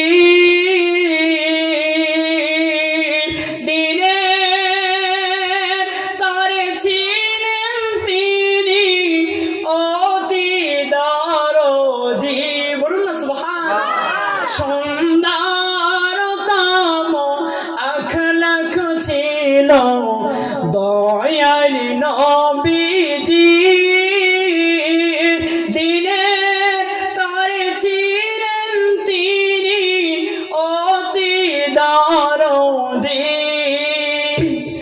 একদিন নবী ছিলেন মসজিদে বসে,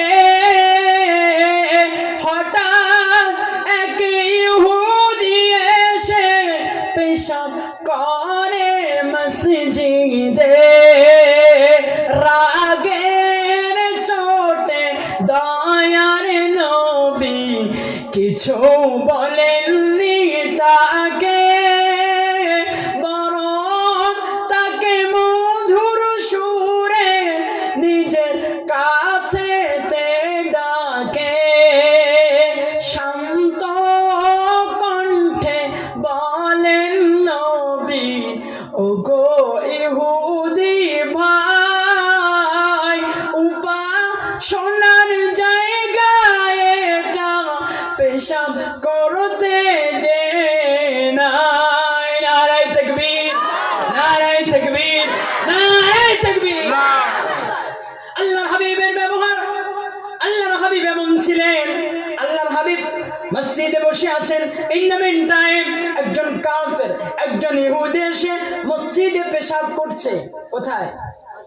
মসজিদে। গল্প শুনবেন, আমি রাসূলের বায়োডাটা অফ প্রফেট মুহাম্মদ সাল্লাল্লাহু আলাইহি ওয়াসাল্লাম, রাসূলের জীবন শুনতে শুনে বসেছি এখানে। আচ্ছা বাদ দেন গায়ের গম, আমার ভাই গায়ের গম আছে রামকৃষ্ণ, রামপদ বা শ্যাম যে ভাইরা আছে, এদের কথা বাদ দেন। আমার ভাই যদি মসজিদে পেশাব করে, আপনি ছেড়ে দেবেন? দেবেন? দেবেন? গায়ের গমে ভাইরা বাদ দেন, বর্তমান পৃথিবীর অবস্থা খুবই শোচনীয়, খুবই খারাপ। যদি আমার ভাই মসজিদে পেশাব করে, ছেড়ে দেবেন?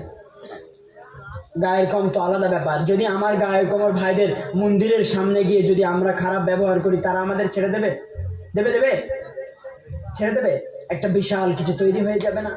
আল্লাহর হাবিব সাল্লাল্লাহু আলাইহি ওয়াসাল্লাম মসজিদে বসে আছেন। ইন দ্য মিন টাইম একজন ইহুদি এসে পেশাব করতে শুরু করলো। আল্লাহর হাবিব রাগান্বিত ওমরে ফারুক রাদিয়াল্লাহু তাআলার পাশে দাঁড়িয়ে বলছি, ইয়া রাসূলুল্লাহ, আপনি একবার হুকুম দেন, আমার লাঙ্গা তলোয়ার দিয়ে তার গর্দানকে আমি ছিন্ন করে দেব, তার গর্দান কেটে দেবো। এত বড় সাহস, আমাদের মসজিদে এসে পেশাব করে। আল্লাহর হাবিব আস্তে করে বললেন, পেশাব শেষ হয়ে গেল। আল্লাহর হাবিব তাকে ডাকলেন, বাবা কাছে এসো, এটা আমাদের মসজিদ, এই জায়গায় পেশাব করতে নাই। বলুন না সুবহান, জোরে বলুন না সুবহান।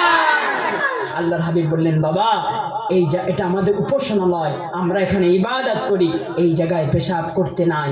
আল্লাহর হাবিবের এই মৃদু হাসি, মৃদু কথা শুনে ইহুদির সাথে সাথে আল্লাহর হাবিবকে বললেন, ইয়া রাসূলুল্লাহ, ইয়া হাবিবাল্লাহ, আমি ভেবেছিলাম আপনি আমাকে মেরে ফেলবেন, পাশে তো ওমর দাঁড়িয়ে আছে। ইয়া রাসূলুল্লাহ, আমি ভেবেছিলাম আপনি আমাকে হত্যা করে ফেলবেন। ইয়া রাসূলুল্লাহ, আমি ভেবেছিলাম আপনি আমার গর্দানকে তুলে নেবেন।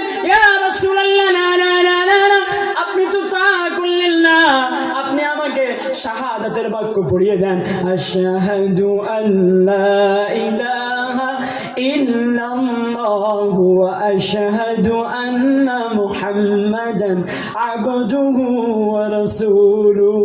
জোরে বলুন না সুবহানাল্লাহ। আল্লাহর হাবিব এমন ছিলেন, তার ব্যবহার এমন। মসজিদে পেশাব করছে, তিনি চোখ নিশ্চুপ। পেশাব শেষ, সে নিজেই বললেন, ইয়া রাসূলুল্লাহ, আপনি আমাকে মাফ করে দেন, আমি এক্ষুনি মুসলমান হতে চাই। সাথে সাথে কালেমা পড়ে মুসলমান হয়ে গিয়েছে। বলুন না সুবহানাল্লাহ। আর আমাদের ব্যবহার এমন কেন? আমাদের ব্যবহার এমন কেন? আমরা প্রত্যেক ব্যাপারে এত হঠকারিতার সিদ্ধান্ত নিই কেন? আমরা রাসূলের জীবনের সঙ্গে আমাদের জীবন কেন চেঞ্জ করি নাই? রাগকে কেন আমরা কন্ট্রোল করতে পারি নাই? রাগ এমন রাগ দেখায়, কি কোনো সমস্যা? এই আমি বললাম না ভিতরে আমি ডাকি না, তবে সবার অনুযায়ী ডাকি না। আসলে ভিতরে এসে নইলে একটু সাইডে যাও, ডিস্টার্ব করো না ভাই, ওখান থেকে আওয়াজ করো না। কারণ আপনারা যারা স্কুলে পড়েছেন বা এখনো যারা পড়ছেন, একটু মন দিয়ে শুনুন। আচ্ছা, বাদ দেন ওদের কথা, চালুন। দর্শন পড়ে, আল্লাহুম্মা সাল্লি আলা সাইয়্যিদিনা।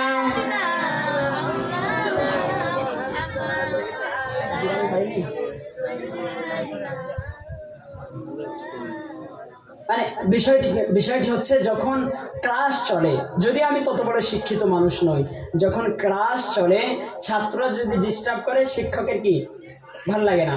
আর যখন ছাত্ররা মনোযোগ দিয়ে শোনে আর পাশে আর একজনের কলম দিয়ে কাটি দেয়, তখন কি তারও রাগ হয়, সে অভিযোগ করে। তো আমি কথা বলছি, জানি না আপনাদের কেমন পছন্দ হচ্ছে, মনে হয় শুনছেন। সিনিয়র ভাইরা, আপনারা আওয়াজ করে ডিস্টার্ব করবেন না। আসলে আপনাদের জন্য ভিতরে আসুন, আর না আসেন তো সরে যান, আওয়াজ করবেন না, ডিস্টার্ব হচ্ছে। কারণ এখান থেকে মায়েরা, আপনাদের জন্য তো এত আওয়াজ, কি হলো? আওয়াজ বন্ধ করুন। আপনাদের জন্য তো এতই আওয়াজ বন্ধ করুন। কিয়ামতের ময়দানে আল্লাহ রাব্বুল আলামিন নারীকে জিহ্বা ধরে টান দেবে। বলুন, নারী জিহ্বা ধরে টান দেবে। কতদূর একজন নারীর আওয়াজ তার যতদূর পৌঁছেছে। ধরুন আমি এখান থেকে আওয়াজ দিচ্ছি, আমার কথাটা ওই মনসুর বাজার পর্যন্ত গিয়েছে, একজন নারীর জিহ্বা তত দূর নিয়ে যাওয়া হবে। আর জাহান্নামের অগ্নি দ্বারা তার জিহ্বাকে ছেদ করা হবে, জিহ্বাকে টাচ করা হবে। কেন কেন কেন? কারণ কি? কারণ কি? জোরে কথা বলেছিল। আরেকটু শুনবেন, নারীদের পক্ষে বিপক্ষে দুইটিই বলবো। আল্লাহর হাবিব সাল্লাল্লাহু আলাইহি ওয়াসাল্লাম, নবী মুহাম্মদুর রাসূলুল্লাহ সাল্লাল্লাহু আলাইহি ওয়াসাল্লাম জিবরিল আমিন আলাইহিস সালাতু ওয়াসসালামের সঙ্গে জাহান্নাম পরিদর্শন করতে গেলেন, জাহান্নাম দেখতে গেলেন। জাহান্নামে গিয়ে দেখছেন, জাহান্নামের দরওয়াজাতে দেখছেন এক শ্রেণীর মহিলা, যাদের মাথাতে জাহান্নামের দুইটো পাখি দংশন করছে। করুন, জাহান্নামের দুইটি পাখি। মায়েরা ভালো করে শুনবেন, ভালো করে শুনবেন। আল্লাহর হাবিব জাহান্নামের দরওয়াজাতে দেখছেন এক শ্রেণীর মহিলাদের মাথাতে জাহান্নামের পাখি দংশন করছে, তাদের মাথার ঘিনুগুলো তুলে তুলে তুলে তুলে খাচ্ছে। ঘিনু শেষ হয়ে যাচ্ছে, আবার ঘিনু তৈরি হচ্ছে, ঘিনু শেষ হয়ে যাচ্ছে, আবার ঘিনু তৈরি হচ্ছে। আল্লাহর হাবিব বললেন, আল্লাহর হাবিব সাল্লাল্লাহু আলাইহি সাল্লাম বললেন, ওগো জিবরাইল, ওগো জিবরাইল, ওগো জিবরাইল, ওরা কারা, ওরা কারা? ওদের মাথায় কেন জাহান্নামের দুটো পাখি দংশন করছে? ওরা কেন ঘিনুগুলো তুলে তুলে খাচ্ছে? হযরত জিবরিল আমিন আলাইহিস সালাম বললেন, ক্বালা হাউলা ইয়া রাসূলুল্লাহ। জিবরিল আমিন আলাইহিস সালাম বললেন, ওগো ইয়া রাসূলুল্লাহ, ওরা ওই সমস্ত নারী, ওরা যখন পৃথিবীতে চলাফেরা করত, ওরা যখন পৃথিবীতে চলাফেরা করত, সেই সময় তাদের স্বামী যদি তাদের সামনে আসতে কথা বলতো, তারা চিৎকার করে উত্তর দিত। বলুন বলুন, যেমন স্বামীর স্ত্রীর মর্যাদা তেমন স্বামীর মর্যাদাও তেমন। ইয়া রাসূলুল্লাহ, তারা যখন পৃথিবীতে থাকতো, স্বামী যখন আসতে কথা বলতো, তারা চিৎকার করে উত্তর দিত এবং মাথাতে কাপড় দিত না। ইয়া রাসূলুল্লাহ, সেজন্যই আল্লাহ তাআলার বিচার কাল কিয়ামত পর্যন্ত দুইটি পাখি তাদের মাথাতে দংশন করতে থাকবে, তাদের মাথা ঠুকরাতে থাকবে, তাদের মাথার ঘিনুগুলো তুলে তুলে খেতে থাকবে। আল্লাহর হাবিব আরেক শ্রেণীকে দেখলেন, তাদের বুকে জাহান্নামের দুইটি সাপ দংশন করছে। ওগো প্রিয় মুসলিম জনতা, ওগো প্রিয় বন্ধু, ওগো মায়েরা, গভীর মন দিয়ে শুনবেন, জাহান্নামের সাপ, পৃথিবীর সাপ কামড় দিলে আমরা 1 ঘন্টা 2 ঘন্টা 3 ঘন্টা 4 ঘন্টা পরে আমরা মারা যাই। আর জাহান্নামের সাপের এমন বিষ যদি পৃথিবীতে একবার দংশন করে, টোটাল পৃথিবীতে আর কোনো সবুজ তৃণলতা আর জন্মাবে না। সেই সাপ প্রত্যেক নিহত বুকেতে কামড় দিতে আছে, বুকে দংশন করতে আছে, বুকেতে কামড়াচ্ছে। সেই সময় আল্লাহর হাবিব সাল্লাল্লাহু আলাইহি সাল্লাম বললেন, ও ভাই জিবরাইল, ওরা কারা? ওদের বুকে কেন জাহান্নামের দুইটি সাপ দংশন করতে আছে? সেই সময় হযরত জিবরিল আমিন আলাইহিস সালাম বললেন, ক্বালা হাউলা ইয়া রাসূলুল্লাহ, ওরা ওই সমস্ত নারী, ওরা যখন পৃথিবীতে চলাফেরা করত, ওরা ওদের বুকেতে কাপড় দিত না, ওরা বুক উঁচু করে চলত, পুরুষ পর পুরুষকে দেখে দেখে চলত, তারা নিজেকে আবৃত্ত করত না। সেজন্যই দয়াময়ের বিচার কাল কিয়ামত পর্যন্ত তাদের বুকেতে দুইটি সাপ দংশন করতে থাকবে। ওগো মায়েরা, আপনাদের সম্মান এমন, আল্লাহর হাবিব বললেন, আমার বর্তমানে শ্রেষ্ঠ সম্পদ হলো সৎ নারী, সতী নারী। আর আপনাদের ব্যবহার যদি এমন হয়, আপনাদের যদি লজ্জা না থাকে, আপনাদের যদি নারীদের গুণ হলো লজ্জা করা, নারীদের বৈশিষ্ট্য হলো লজ্জাবতী হওয়া, নারীদের বৈশিষ্ট্য হলো আবৃত্ত থাকা, নারীদের বৈশিষ্ট্য হলো সেফ থাকা, সেই নারী যদি বিশাল উদাহরণের সঙ্গে চলাফেরা করে, মহান রব্বুল আলামিনের বিচার। আল্লাহর হাবিব সাল্লাল্লাহু আলাইহি সাল্লাম আরেক শ্রেণীর মহিলাকে দেখলেন, তাদের পায়েতে জাহান্নামের দুইটি বেড়ি, জাহান্নামের আগুনের বেড়ি। আমাদের মায়েরা যেমন নেপুর পরে, মায়েরা যেমন নেপুর পরে, জাহান্নামের দুইটি বেড়ি তাদের পায়ে লাগানো রয়েছে। আল্লাহর হাবিব সাল্লাল্লাহু আলাইহি সাল্লাম জিবরিল আমিন আলাইহিস সালাতু সালামকে বললেন, ওগো ভাই জিবরাইল, ক্বালা হাউলাই, ওগো ভাই জিবরাইল, ওরা কারা? মান হাউলাই, ওরা কারা? হযরত জিবরিল আমিন আলাইহিস সালাতু সালাম বললেন, ক্বালা হাউলাই ইয়া রাসূলুল্লাহ, ওরা ওই সমস্ত নারী, ওরা যখন পৃথিবীতে চলাফেরা করত, স্বামী বাপ, স্বামী বাপ, স্বামী বাপ, অভিভাবক ছাড়া তারা একা একা যেখানে সেখানে চলে যেত। তাই দয়াময়ের বিচার কিয়ামত পর্যন্ত তাদের পায়েতে জাহান্নামের আগুনের বালা পরানো থাকবে। শুনছেন? আওয়াজ কম করুন মায়েরা, আপনাদের সম্মান অনেক, আপনাদের সম্মান অনেক। আমি আপনাদের পার্সোনালিটি কাউকে চিনি না, তবে আমি আপনাদেরকে স্মরণ করাতে চাইছি, আওয়াজ বন্ধ রাখুন, নিজেকে সেফ রাখুন। নারীদের বৈশিষ্ট্য হলো বাড়ির ভিতরে থাকা, নারীদের বৈশিষ্ট্য হলো বাজারে না যাওয়া, নারীদের বৈশিষ্ট্য হলো নিজেকে সেফ রাখা, নারীদের বৈশিষ্ট্য হলো কলার ভিতরে থাকা। একটা লজেস, সামান্য 1 টাকার লজেস যদি তার কাগজ ছিলে যদি জমিনে ফেলে দেওয়া হয়, আর লজেস নিয়ে যদি একজন পাগলকে দেওয়া হয়, আচ্ছা পাগল কি সেই লজেস খাবে? খাবে? পাগল সেই লজেস খেতে পারে? না, কারণ দেখবে লজেসটা হলো জমিনে পড়ে আছে। গো নারী, আপনারা যদি সুন্দর না হন আপনাদের যেখানে সেখানে বিয়ে হয়ে যাবে। আল্লাহর হাবিব সাল্লাল্লাহু আলাইহি ওয়াসাল্লাম বললেন একজন নারীকে বিবাহ দেওয়ার ক্ষেত্রে 4 গুণ লক্ষ্য দেবে। শুনেছেন? যদি শোনেন তো বলবো না, এত বেশি বললে আবার রেগে যাবে। আল্লাহর হাবিব বললেন একজন মহিলাকে বিবাহ দেওয়ার ক্ষেত্রে তার 4 গুণকে ফলো করবেন, 4 গুণকে লক্ষ্য রাখবেন। একজন মহিলার যদি 4 গুণ থাকে, আপনার বৌমা হিসাবে আপনি তাকে নিয়ে চলে আসবেন, আপনি তার স্ত্রী হিসাবে গ্রহণ করবেন। আচ্ছা দেখুন তো, আমাদের মায়ের মধ্যে, আমার স্ত্রীর মধ্যে, আমার বউয়ের মধ্যে, আমার মেয়ের মধ্যে, আমার বোনের মধ্যে, আমার মায়ের মধ্যে সেই 4 গুণ আছে কিনা একটু লক্ষ্য করে দেখুন। ওগো প্রিয় মুসলিম উম্মাহ, আমরা শুনতে বসেছি প্রফেট মুহাম্মদ সাল্লাল্লাহু আলাইহি ওয়াসাল্লামের জীবন চরিত্র। তার কথা যদি আমরা শুনে আমরা যদি পরিবর্তন না হই, তাহলে আমাদের জন্য রয়েছে ফিনা خالدين فيها أبدا will be must going fire। আমাদের জন্য রয়েছে জাহান্নাম, অনিবার্য জাহান্নাম নির্ধারিত। আমরা এই জায়গায় বসেছি, নামাজ পড়েছি, তাহাজ্জুদ পড়েছি, হজে গিয়েছি, আমার মায়ের মধ্যে 4 গুণ আছে। আল্লাহর হাবিবের ঘোষণা অনুযায়ী আমি যেহেতু আমার মায়ের সন্তান, আমার মা যদি সঠিক না থাকে, আমি যেহেতু আমার বোনের ভাই, আমার বোন যদি সঠিক না থাকে, আমি যেহেতু আমার মেয়ের পিতা, আমার মেয়ে যদি সঠিক না থাকে, আমি যেহেতু আমার স্ত্রীর স্বামী, আমার স্ত্রী যদি সঠিক না থাকে, আল্লাহর ঘোষণা অনুযায়ী আমাদেরকে জাহান্নামের আগুনে জ্বলতে হবে। ওগো প্রিয় ভাইরা, গভীর মন দিয়ে শুনবেন। দেখুন সেই 4 গুণের মধ্যে কোন গুণ আমাদের মধ্যে, আমাদের মায়ের মধ্যে আছে। আল্লাহর হাবিব সাল্লাল্লাহু আলাইহি ওয়াসাল্লাম বললেন ওই নারীর সর্বপ্রথম গুণ হলো তার দিন কেমন, সে কতটা ধর্ম মানে। বলুন, আপনার ছেলের দেখাশোনায় গিয়েছেন, কোথায়? সোনাখালি বাজারে দেখাশোনা গিয়েছেন। গিয়ে মেয়েটার প্রথম দেখলেন, মা তোমার নাম কি? What's your name? সে বলল আমার নাম এই। তোমার বাপের নাম কি? বাপের নাম বললো। সব কিছু, তোমার জায়গা জমি কত, সব শোনা হয়ে গেল। বাজারে দোকান টোকান আছে? না, নেই। যদি শুনে হ্যাঁ বাজারে দোকান আছে, একটা দোকানের দাম 30 লক্ষ টাকা। ক টাকা দাম? 30 লক্ষ টাকা। বোন কটা? 2টা, ভাই 1টা। তাহলে 30 লক্ষ টাকায় 5 লাখ টাকা পেয়ে যাবে।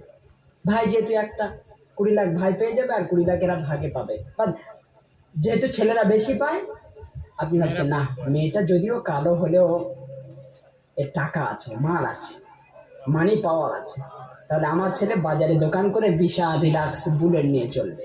উফ, আস্তাগফিরুল্লাহ আল্লাযী লা হাওলা ওয়ালা।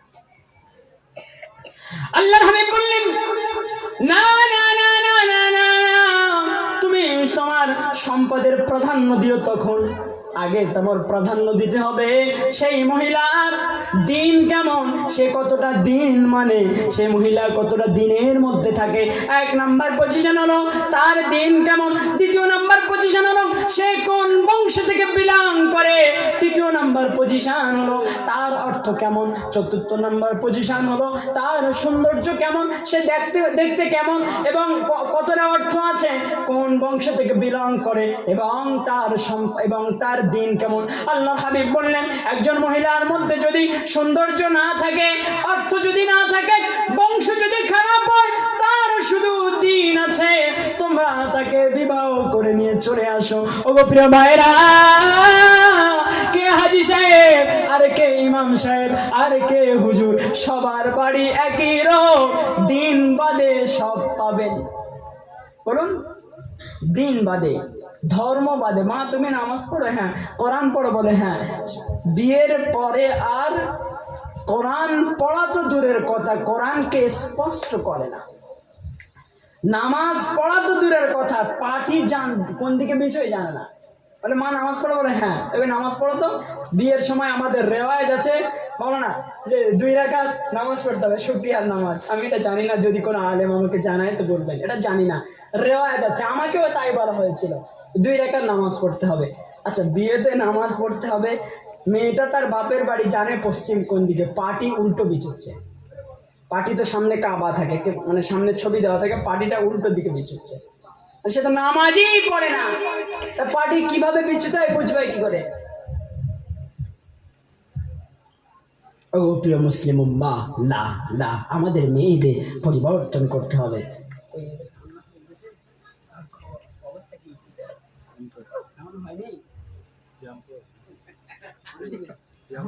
অনেকক্ষণ হয়ে গেল তো, এখন শুনবেন, আরো শুনবেন নাকি?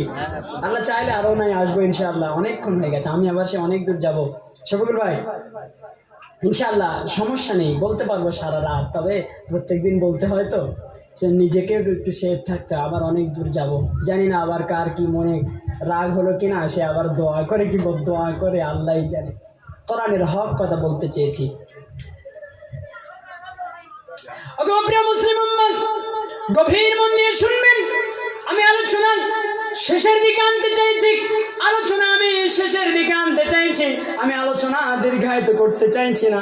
একটা জিনিস বলতে গিয়ে আর একটা সামনে চলে এসেছে। আমাদের মায়েদের কেমন সম্মান, আর সেই সম্মানটা আমরা কোন জায়গায় ব্যয় করছি?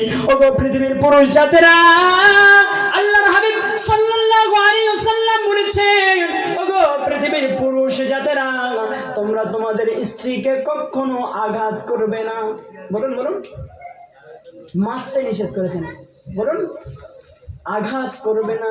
কারণ আমার মেয়ে তো লজেস, তাহলে যার কাছে দেব সে তো আঘাত করবেই, যার কাছে দেব সে তো আঘাত করবেই। আমার মেয়ে যদি ভালো হয়, আমি নিজের থেকে স্যাক্রিফাইস থাকতে পারবো যে না, আমার মেয়ে ভালো, আমার মেয়ে মার খাওয়ার মতো কাজ করবে না, আমার মেয়ে এমন কোনো কাজ করবে না যার জন্য আমার জামাইকে আলাদা হয়ে যেতে হবে। তোর বাপ মাকে ভাত দেবই না। আচ্ছা আচ্ছা, এমন রোগ আছে তো? তোর বাপ মার তুই খাওয়া, যা বই কি, তোর বাপ মা তুই রান্না করে খাওয়া, আমি খাওয়াতে পারবো। বুড়ো বুড়ির গন্ধতে সহ্য করা যায় না। আমাদের মেয়েগুলো আমরা এই প্যাটার্নের মানুষ করেছি। আল্লাহর হাবিব সাল্লাল্লাহু আলাইহি ওয়াসাল্লাম বললেন, ওগো পৃথিবীর পুরুষ জাতিরা, তোমরা তোমাদের স্ত্রীকে প্রহার করো না, তোমরা তোমাদের স্ত্রীকে মেরো না, তোমরা তোমাদের স্ত্রীকে শিক্ষা দাও তারা যেন পশ্চিম দিকে ঘুরে পেশাব না করে। তোমরা তোমাদের স্ত্রীকে শিক্ষা দাও তারা যেন গোসলখানায় পেশাব না করে। হয়তো শুনতে খারাপ লাগছে, এটাই বাস্তব। সংসারে জীবন উন্নতি আসবে না, সংসারে জীবনে উন্নতি আসবে না। এইভাবে তো কেউ শেখায় না। এইভাবে যদি আমার বয়স কম, হয়তো বয়সের সঙ্গে ম্যাচিউর হচ্ছে না, তবে ইসলামের হক কথাগুলো বলছি। আল্লাহর হাবিব সাল্লাল্লাহু আলাইহি ওয়াসাল্লাম বললেন, ওগো পৃথিবীর পুরুষ জাতিরা, তোমরা তোমাদের স্ত্রীকে মেরো না। তোমরা যদি তোমাদের স্ত্রীকে মারতে মারতে মারতে মারতে যদি চোখের কোন অংশে চোট খেয়ে যায়, বলুন এমন যুবক আছে, এমন চোখে যদি চোট খেয়ে যায়, চোখে যদি লেগে যায়, তোমরা তোমাদের স্ত্রীকে প্রহার করতে করতে যদি চোখের কোন অংশে চোট খেয়ে যায়, তার জন্য 23টি উট কাফারা করতে হবে। কয়টি উট বলুন? 23টি উট, মানে ক টাকা? সারা জীবন যে ইনকাম করেছেন, সারা জীবন ইনকাম করে একটা বাড়ি বানানো হয়েছে, খুব জোরে 8-10 লাখ টাকার একটা বাড়ি, আর কিছু করা হয়নি। এবার জায়গা জমি বিক্রি করতে হবে, এবার যে জায়গা জমি বিক্রি করতে হবে। আল্লাহর হাবিব সাল্লাল্লাহু আলাইহি ওয়াসাল্লাম বললেন, আচ্ছা যদি আমাদের পুলিশ ধরে নিয়ে যায়, আর পুলিশ যদি বলে ওয়াজিবুর রহমান তোমার আব্বাকে ধরে নেওয়া হয়েছে, এক্ষুনি থানাতে 1 লাখ টাকা পে করতে হবে, নইলে তোমার আব্বাকে ছাড়া যাবে না। আমার যদি কিছু না থাকে, গাড়ি ফাড়ি সব বিক্রি করে দিয়ে যেতে হবে। হবে কি হবে না? হবে তো, হবে তো, কারণ পৃথিবীর পুলিশ ধরেছে। ওগো পৃথিবীর স্বামীরা, গভীর মন দিয়ে শুনবেন, পৃথিবীর পুলিশের বিচার এই পৃথিবীর জন্য ক্ষণস্থায়ী।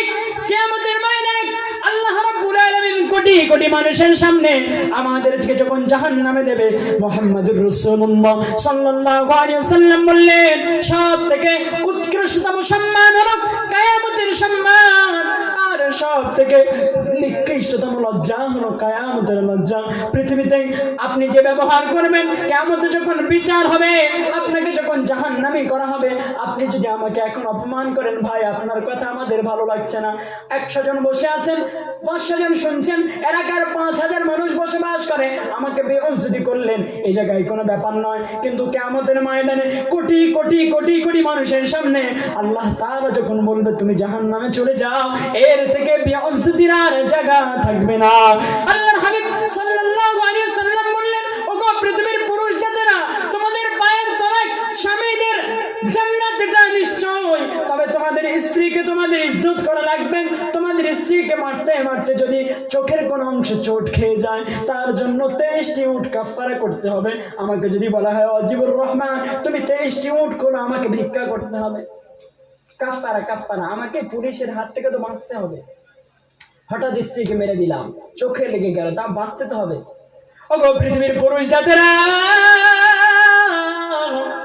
তোমরা তোমাদের স্ত্রীকে মারতে মারতে যদি শরীরের কোনো হাড়েতে চোট খেয়ে যায়, যদি শরীরের কোনো হাড়ে লেগে যায়, তাহলে তোমাদের জন্য 43টি উট কাফারা করতে হবে।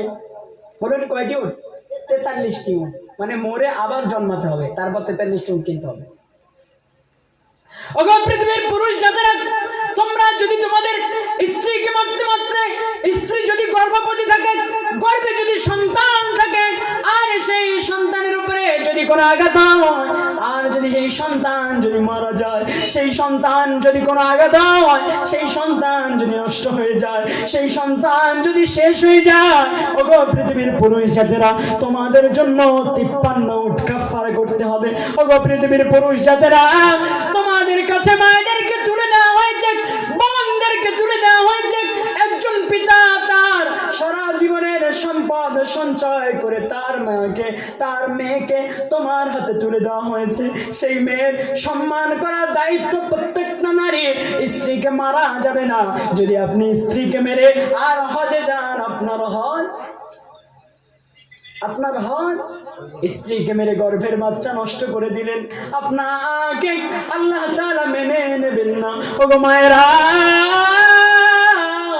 আমি আপনাদের পক্ষে কথা বলছি, আপনাদের পক্ষে নয়, কোরআন হাদিসের পক্ষে।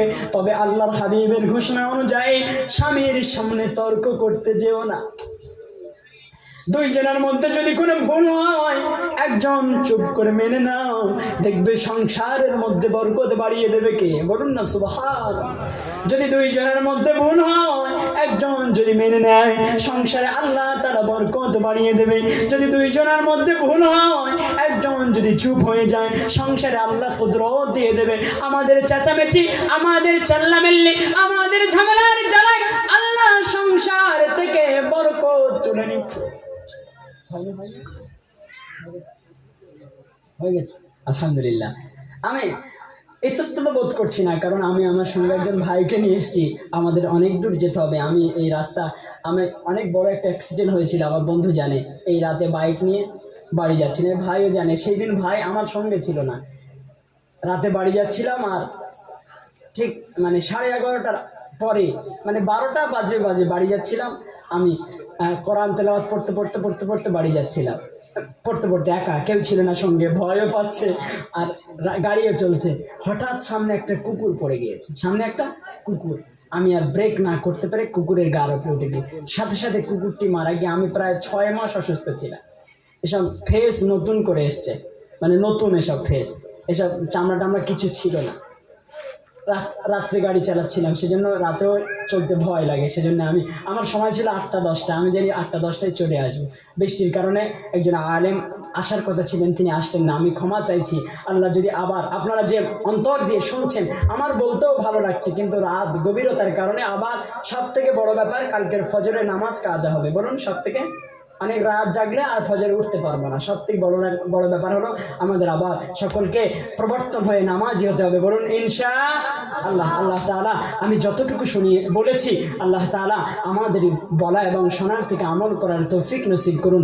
বলুন আল্লাহুম্মা আমিন। আল্লাহ সুবহানাহু ওয়া তাআলা ইসলামের প্রত্যেক ব্যাপারে আমাদের সিস্টেম অনুযায়ী চলার তৌফিক নসিব করুন। বলুন আল্লাহুম্মা আমিন। আল্লাহ সুবহানাহু ওয়া তাআলা স্বামী স্ত্রীর মধ্যে মহব্বত, ভালোবাসা পয়দা করে দিন। বলুন আল্লাহুম্মা আমিন। আল্লাহ সুবহানাহু ওয়া তাআলা আমাদের মায়েদেরকে সেফ থাকার তৌফিক নসিব করুন। বলুন আল্লাহুম্মা আমিন। আল্লাহ সুবহানাহু ওয়া তাআলা আমাদের সকলকে ক্ষমা করে কবুল করে নিন। সকলে বলুন আল্লাহুম্মা আমিন। একবার দরুদ শরীফ পড়ুন। আল্লাহুম্মা সাল্লি আলা